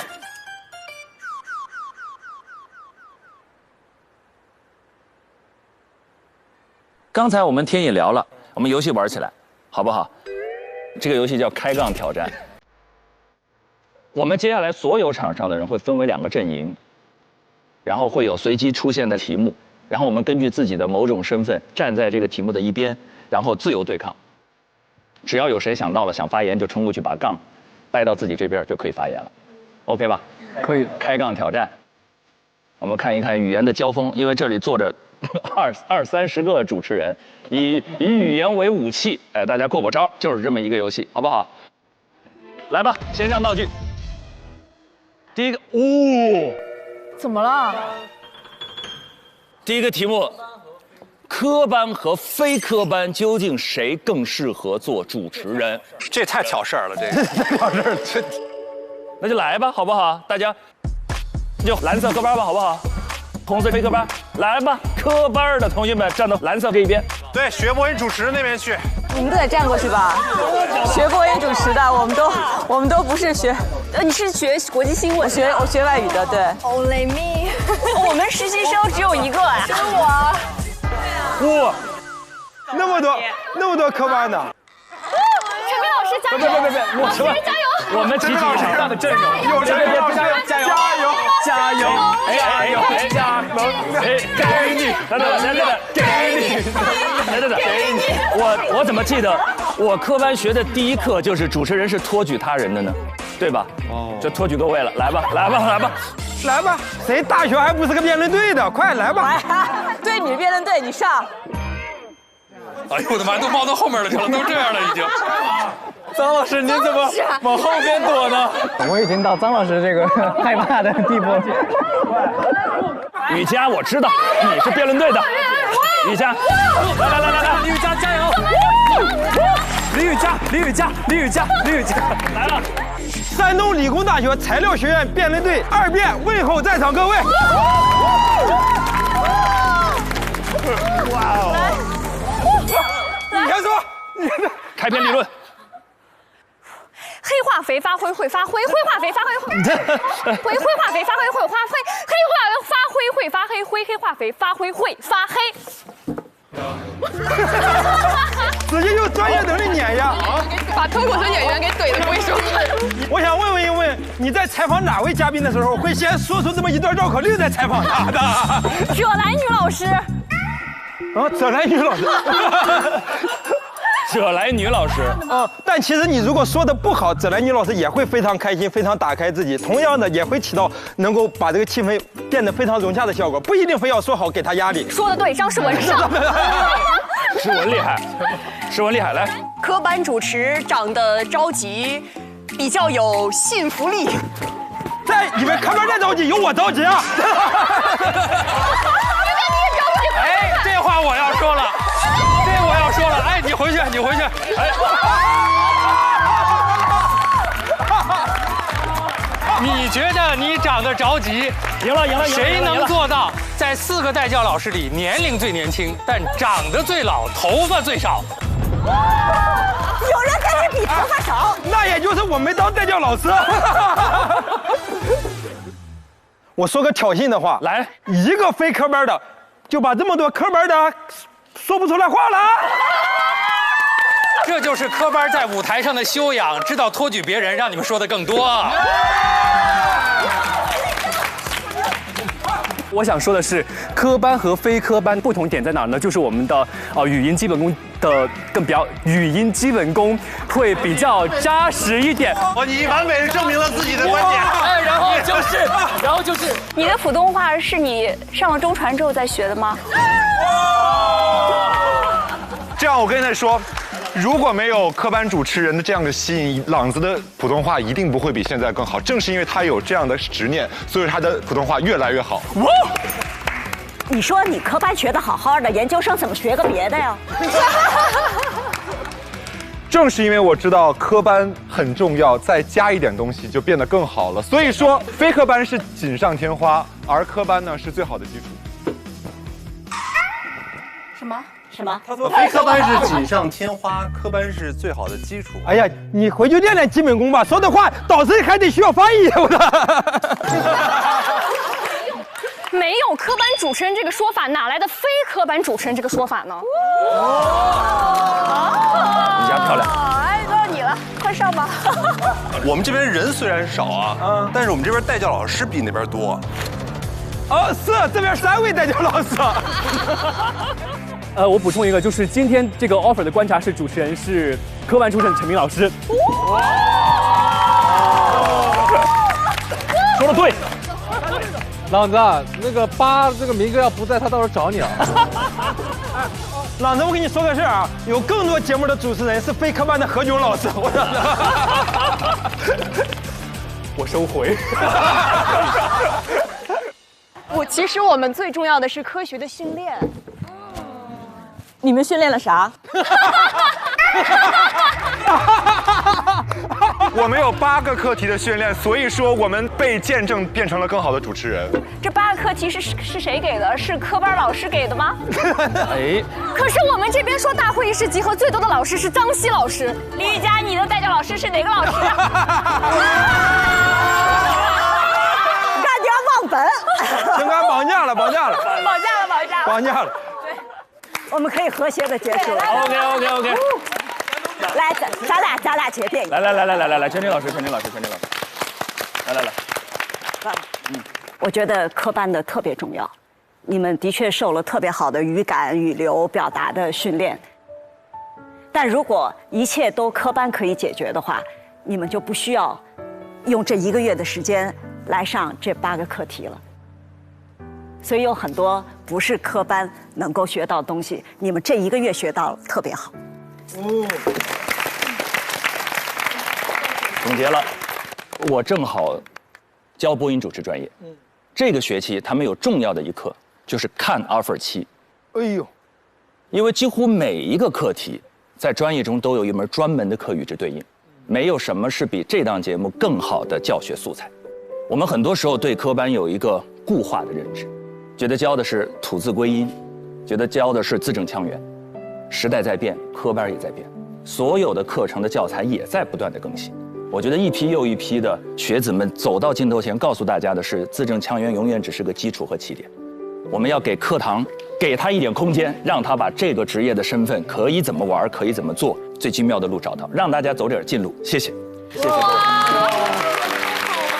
谢，谢谢。哎，我很认真的说，我真的很想跟你们所有科班的人学习一下。我是花了很多年的时间来学习怎么把我自己的声音在晚会的时候放下来，怎么在主持的时候区分前后鼻音。所以我觉得专业的训练确实还是很重要的。对，哎呀，互相学习。这么多年，我一直最想跟几位非科班的老师学习一下。是的，那种辽阔、那种共情、那种细腻温暖是怎么做到的？那些金融的知识、英语方面的专业，哥，以后慢慢教你，以后慢慢教。这才是真正的重头戏环节。接下来，让我们掌声邀请上海广播电视台副台长吴倩入场。舞台，呀！技术台的老师们好，哎，各位大家老师们好，同学们好，辛苦了。舞台请，这是你的座位，来，别请坐，请坐。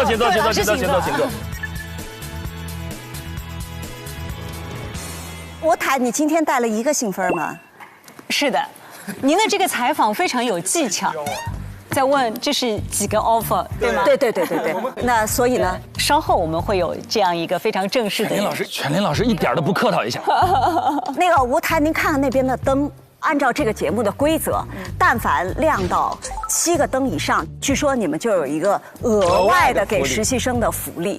所以我们有8个灯，8盏呢。哎，而我们刚好有8位实习生。哎，巧了，吴台你别理他，他们一个个说要8个 offer， 我个人觉得6个就可以了。吴台，没，你这个立场不对，你好像是要从吴台那儿拿好处一样。吴台，我上海人，我完全为家乡考虑。他们俩太逗了。你想啊，那么30天花了这么多的心思培养的，然后呢用了这么多的流量，就现在大家也都被看见了。这个时候如果给别人送出去，咱们不就亏了吗？亏大发了，呀！这么说要8个也不是不可以。对，全林老师您讲的非常对，是吧？因为现在对于我们整个东方卫视和对于整个上海广播电视台来说，我们的核心战略就是新闻立台、文化新台、融合强台，然后最关键还有一句叫人才聚台。所以对于我们来说，能够吸引更多的有理想、有才干的年轻人的加入，对于东方卫视未来的发展来说是非常非常重要的。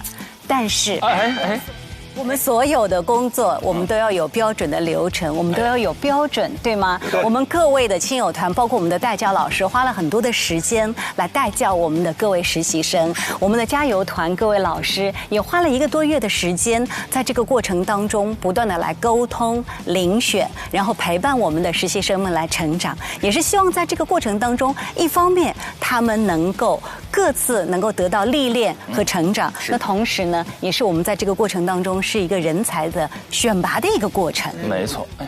如果是所有的数量都是一样的话，那又何谈成长和选拔呢？是有道理，春风化雨，他说话怎么沁人心脾啊？不愧是台长。吴台，我就问一句话，您是科班出身还是非科班出身？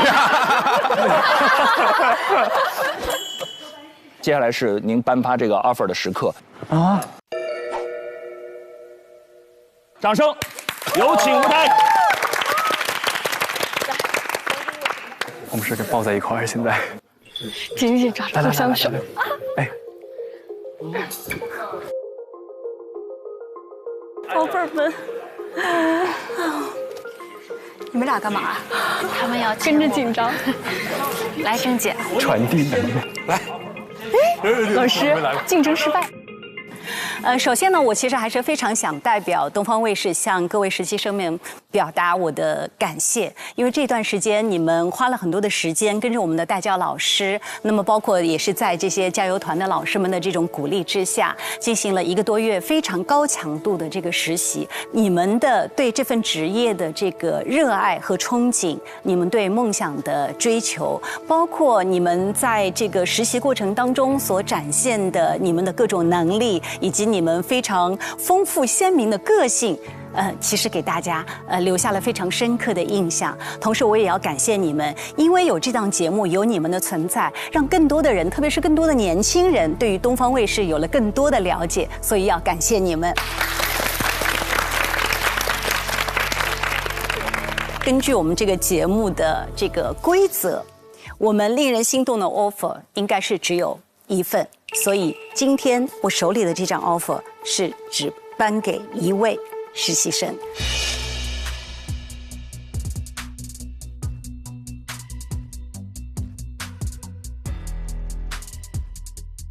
做这个决定呢，它是根据这个节目的这样的一个规则，根据我们这1个多月来实习的这样一个考察的结果，包括你们最终的一些面试的结果，当然也结合了我们大家老师们的意见，以及更多的这个电视观众和网络受众的这些意见。那么我们东方卫视形成了这样的一个决定。那么现在我作为代表来宣读这样的一个决定。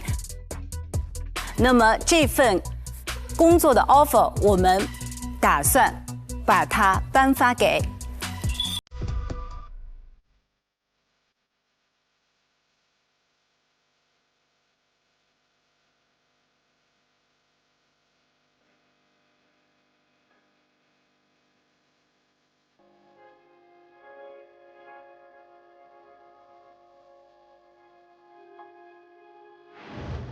庞真。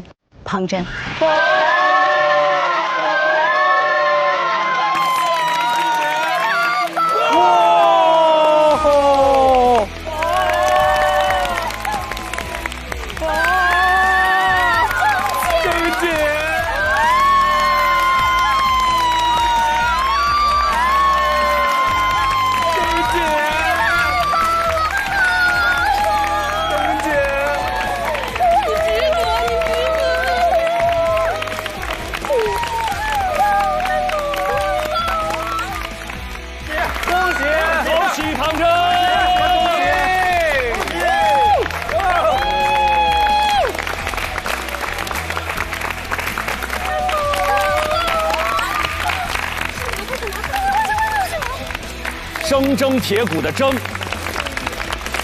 谢舞台，恭喜你，谢谢，欢迎你的加入，谢谢，谢谢，萍姐太值得了。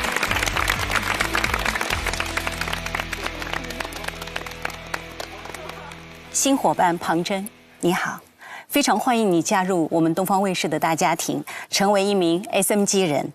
职场初心的绽放总是格外的珍贵。我们很高兴今天在这里见证你的媒体理想在这片沃土上起航。期待你在东方卫视能够收获专业的成长，激发创作的热忱。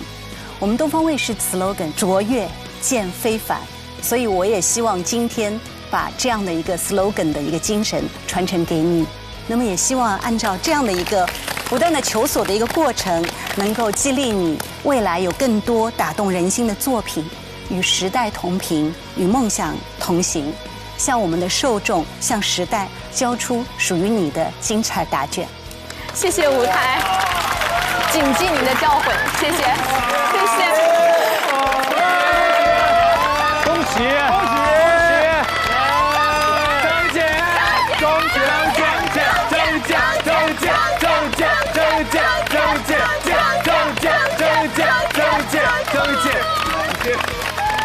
老师，谢谢，辛苦了，辛苦了，辛苦了，辛苦了。谢谢，谢谢，老师，谢谢。以后就是同事了啊。老师，请坐，请坐，各位，请坐，舞台，请坐。好感动，谢谢。就那一句，我们 SMG 人那句话出来的时候，就是你控制不了自己内心那种涌动的情绪。虽然你们已经在那儿上班30天了，但是接下来就是真的跟回家一样，每一次拿回那张卡片，进出戴在胸前，让保安看到，不能举起来让他看，就挂在胸前让他看到。那一刻就是不一样的感受。庞铮，什么感受？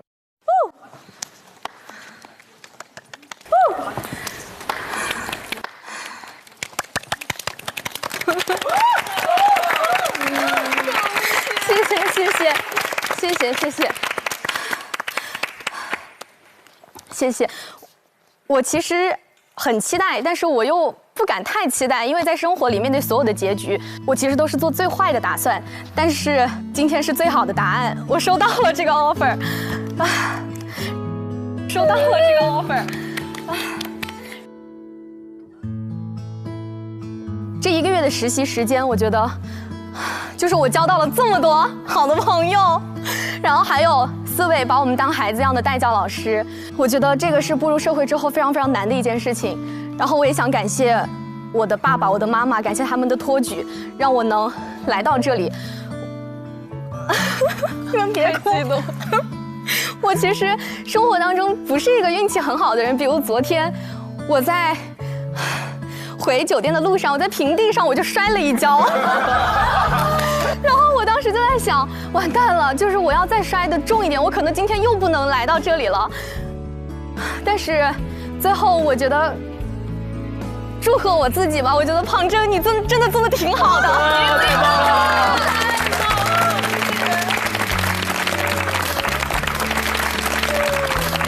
然后我想感谢自己没有放弃，有点运气，足够争气，然后祝大家，也祝我自己，祝所有人力争上游，蒸蒸有声。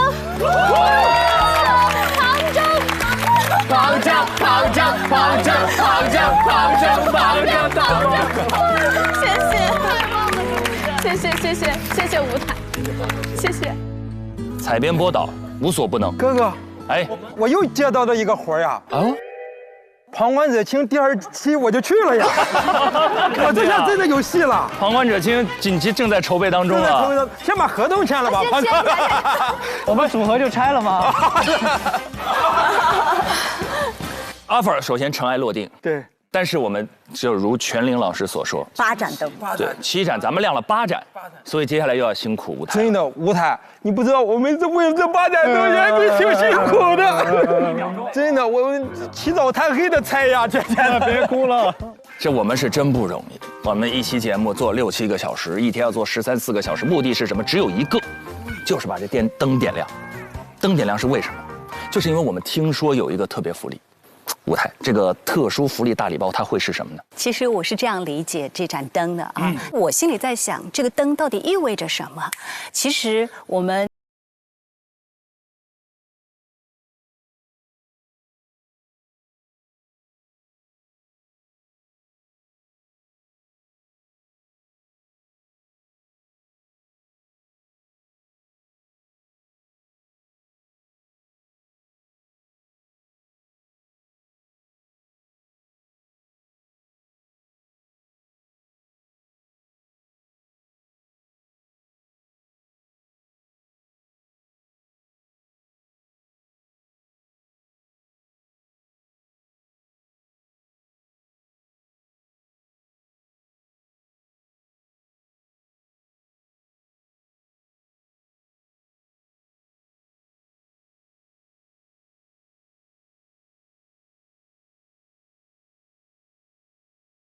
这句话一下抓住我的耳朵。对，有更多年轻人的加入，有更多的7个年轻人加入。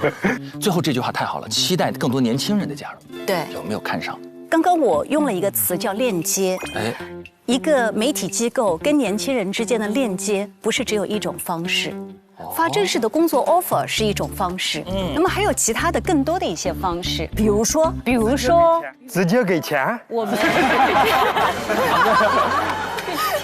们希望以各种的方式进行合作，当然还有一种就是我们今天会希望再发出一个特别的 offer。接下来这个您是有心仪的对象了吗？基于今天在场的各位的这个亲友团的这样的支持团的意见，是包括之前我们各位带教老师以及助教的意见，包括我们在综合所有的这个受众的意见，其实已经有一个建议的一个人选了。哦，来，公布惊喜福利！相信你们，你们都棒，一定可以。棒！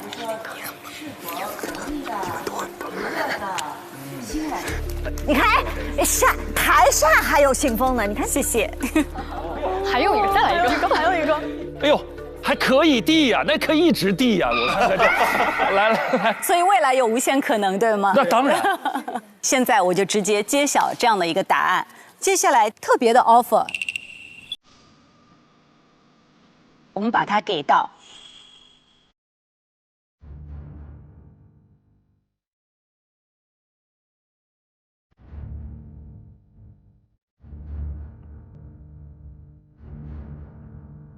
李雨佳。李雨佳。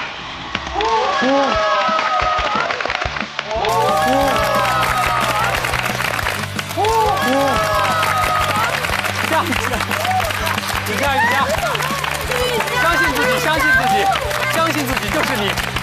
谢谢老师，谢谢台长，我真的没想到，恭喜你，谢谢台长。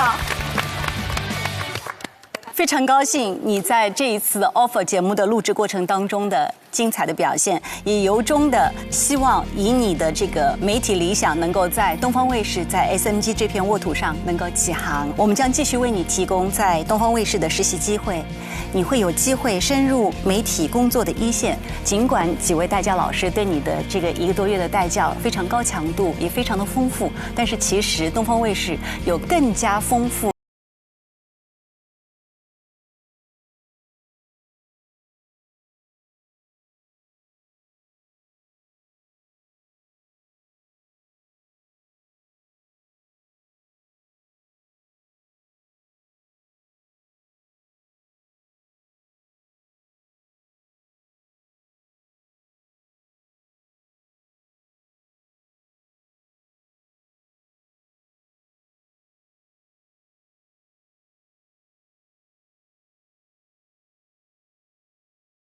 积蓄力量，以更加从容的姿态来开启你的职场的新征程。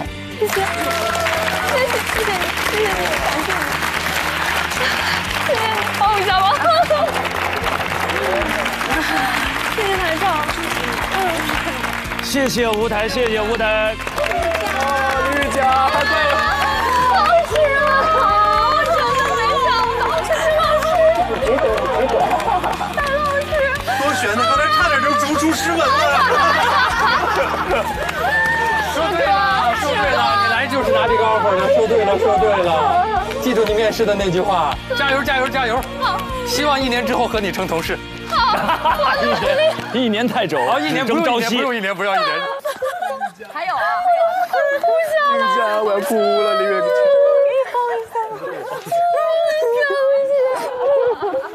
我都不敢哭了，我在里面都成青蛙了，就这样，我都不敢哭。今天是开心吗？又哭又笑，满脸放炮。瑜伽来简单说2句，什么感受？就是其实我觉得我在录 offer 这个过程当中，我情绪经历了很多起伏。从一开始我跟4位在校老师说，我来就是来拿这个 offer 的，到中间我确实失败了很多次，变成了悲伤蛙，然后又素颜去抓鸡，就是很多奇葩的事情，我觉得都发生在我这里。哎呀，我之前一直是个说话特别快的人，但是我今天有点说不出来了。颅腔共鸣啊，这一整段。哦，对，就是我希望我在实习这段时间吧，我可以慢慢的、稳稳的变好，去成为最好的自己。我一直从小到大当主持人就有一个想法，就是我想找到一条照亮自己也照亮别人的路，所以还是这句话。谢谢了。今天又要悲伤蛙了。还真被你那句话说中了，要发给1年之后的自己，所以好好珍惜继续成长的机会。感谢吴台，感谢吴台，谢谢老师，感谢吴台。那下一张纸来吧。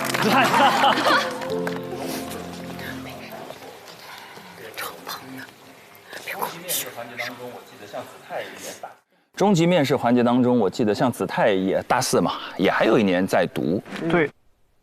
韵林是毕业了。韵林呢，他的情况比较特殊。对。我说实话，您看看韵林。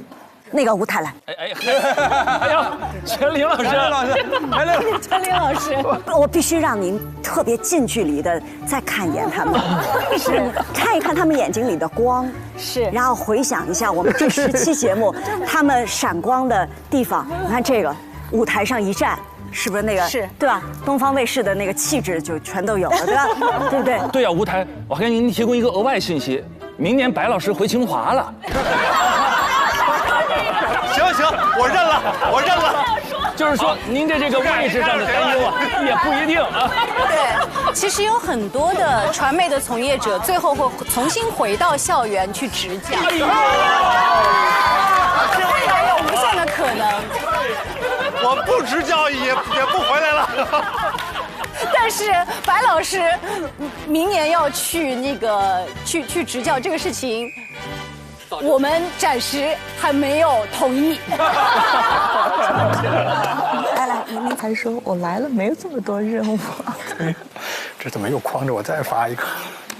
我们本来7盏灯解锁那福利大礼包，可是咱们8盏。该说不说，多1盏灯。如果说什么东西都不多出来，我们有点说不过去。那太说不过去。我们加油团这一整季玩了命的点灯。对。一个加码的额外的惊喜福利是什么呢？是什么？来自于我们腾讯视频。腾讯视频将面向全体实习生给出腾讯视频大型活动的主持机会。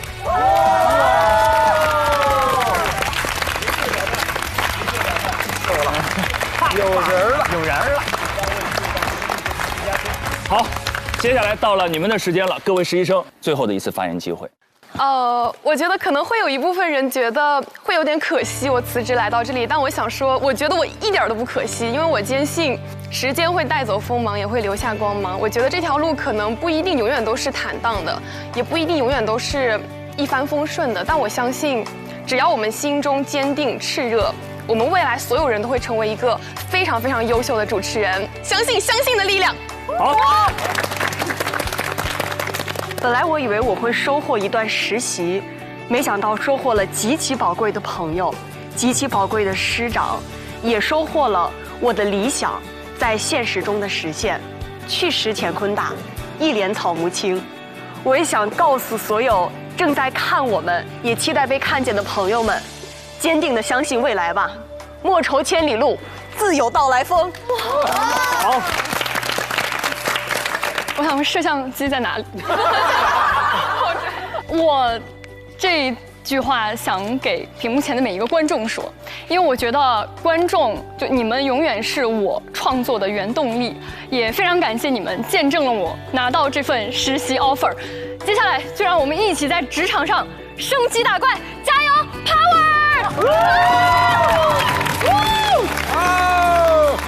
这一段非常特别的实习经历，让我意识到自信、自爱、自强在什么时候都是最重要的。然后我的媒体理想可以在东方卫视这片沃土上茁壮成长，我觉得是我的运气，也是我的底气。让我们一起谢谢东方卫视，谢谢。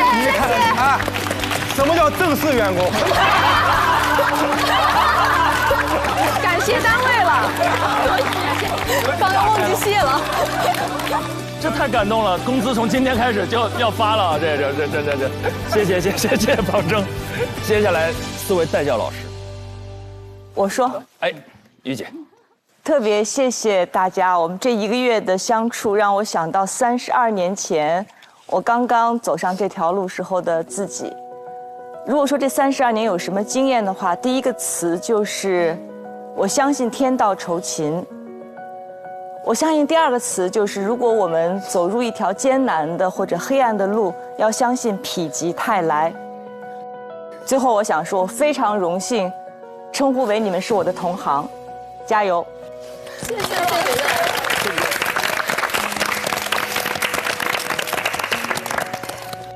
幸运的你们，未来在你们的人生道路上，还是会碰到压力、困难，或者是迷茫和自我怀疑。当这个时候，请回想起我们一起相处的这个月，请记得那个全力以赴、哭肿了眼睛之后又去迎接挑战的你自己，请记得那一份最初的热爱，那会带领你们抵达远方。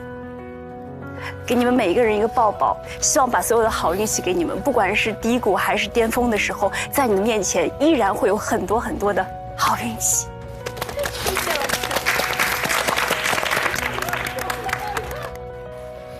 感谢你们给我作为老师的完美的初体验。从今年往后，我们就可能不再是师生关系，我更愿意你们把我看成是哥哥也好，或者叔叔都行。然后接下来同事，对，好，对。然后我会一直陪伴着你们走接下来的职场路和人生路，我们随时都在彼此的联系簿里，好吗？加油！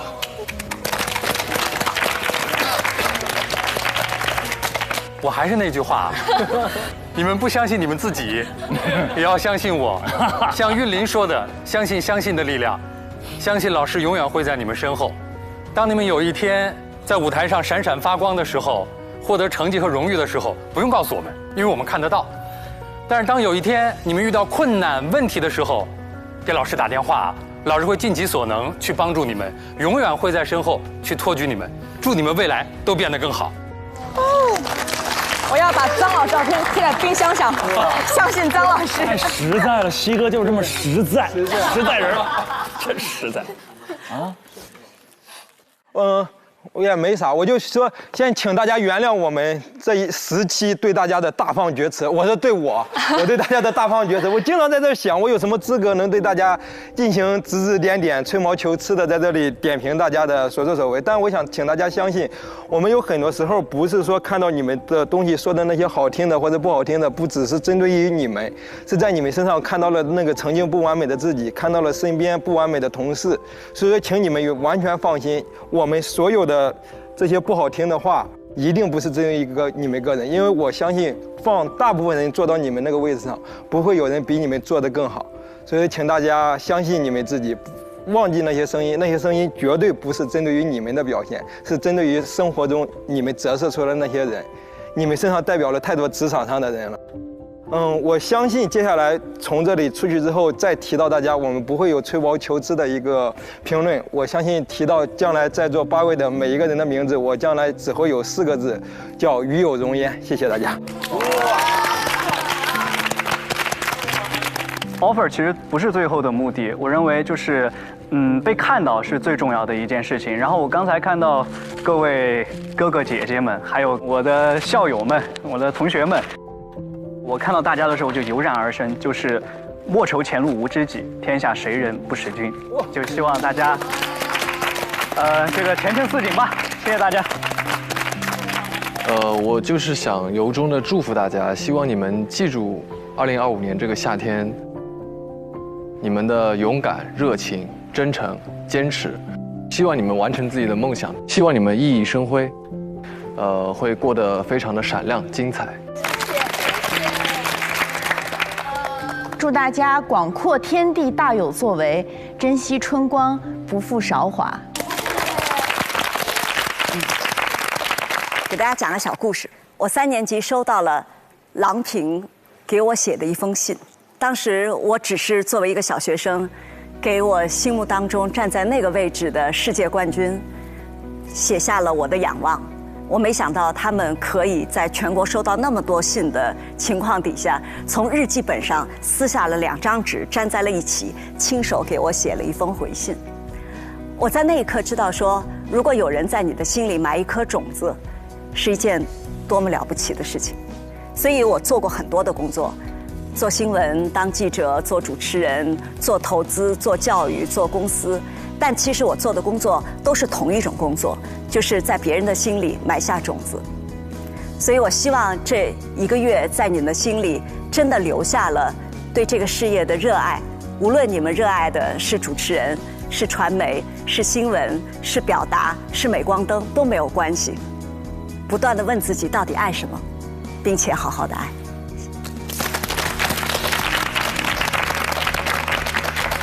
这一期要结束了。下班了，朋友们。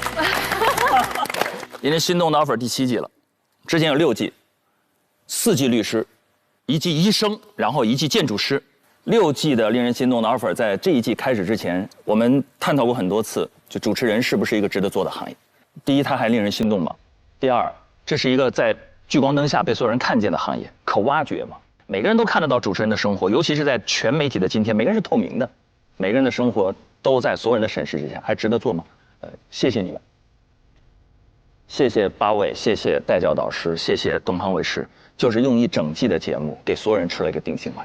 就第一件事，这是一个令人心动的行业；第二件事，所有人的生活，他背后的那些艰辛的付出，我们原以为我们生在行业中，原以为他理应被这个世界看到，但并不是这样，不会，还有很多人看不到那些。但是谢谢你们，让你们的魅力和精彩被所有人看到。无论是主持人这个行业，还是新闻这个行业，甚至媒体这个行业，在过去几年的时间，在公众的舆论场上，经受了充分的质疑，值不值得学，值不值得考，值不值得干。有很多很多的声音，谢谢你们。如果不是你们，我们没有一个清晰的样本告诉所有人，我们不一样，真的不一样。表达说话这件事人人都会，但是说成你们这样不容易。温暖和爱，我们每个人也在心里都有，但是能呈现成你们这样不容易。我必须得说，今年一整季的节目当中，在座的每一个人，从实习生到导师，都有一个瞬间，我觉得我会打引号的爱上。就你们在最后那个时刻那句话说，导师我爱你的那个字，就是最扣人心弦，就是你们的那种魅力无来由的就击穿整个屏幕，被大家捕捉到。不知道该怎么向这个世界去证明某些事情，但是你们就用行动证明了这一点，这是让人觉得不可思议的事儿。你们也让令人心动的 offer 这样一个已经7岁的节目，可能在自己的某些职业倦怠期的时刻，重新燃起火花，点亮了光芒。非常非常感谢你们，就是因为你们的优秀、专注和杰出，然后让令人心动的 offer 这一季收获那么多人的关注、喜爱。衷心的希望你们越来越好。令人心动的 offer 第7季也只是开始，这是你们的开始，也是我们节目全新的起点。接下来，我们继续迈向更多的行业，走向更广阔的世界，然后让那些火光点亮更多的人和眼睛。谢谢你们给我们一整季的陪伴，非常感谢。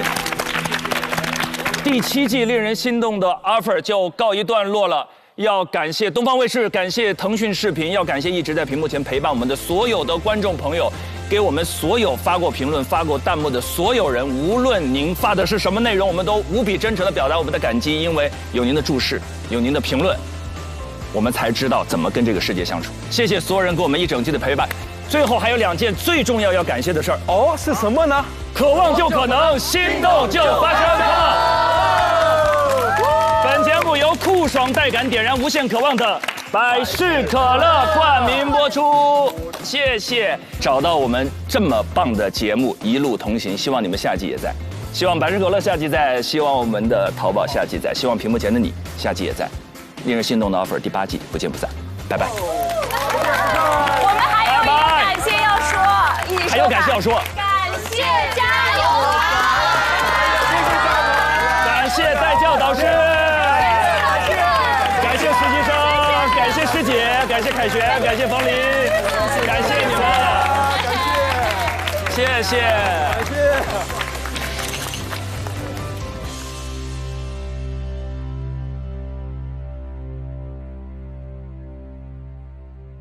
渴望就可能，心动就发生。本节目由酷爽带感点燃无限渴望的百事可乐冠名播出。鸿蒙折叠电脑13英寸便携18英寸大屏，折展之间体验非凡。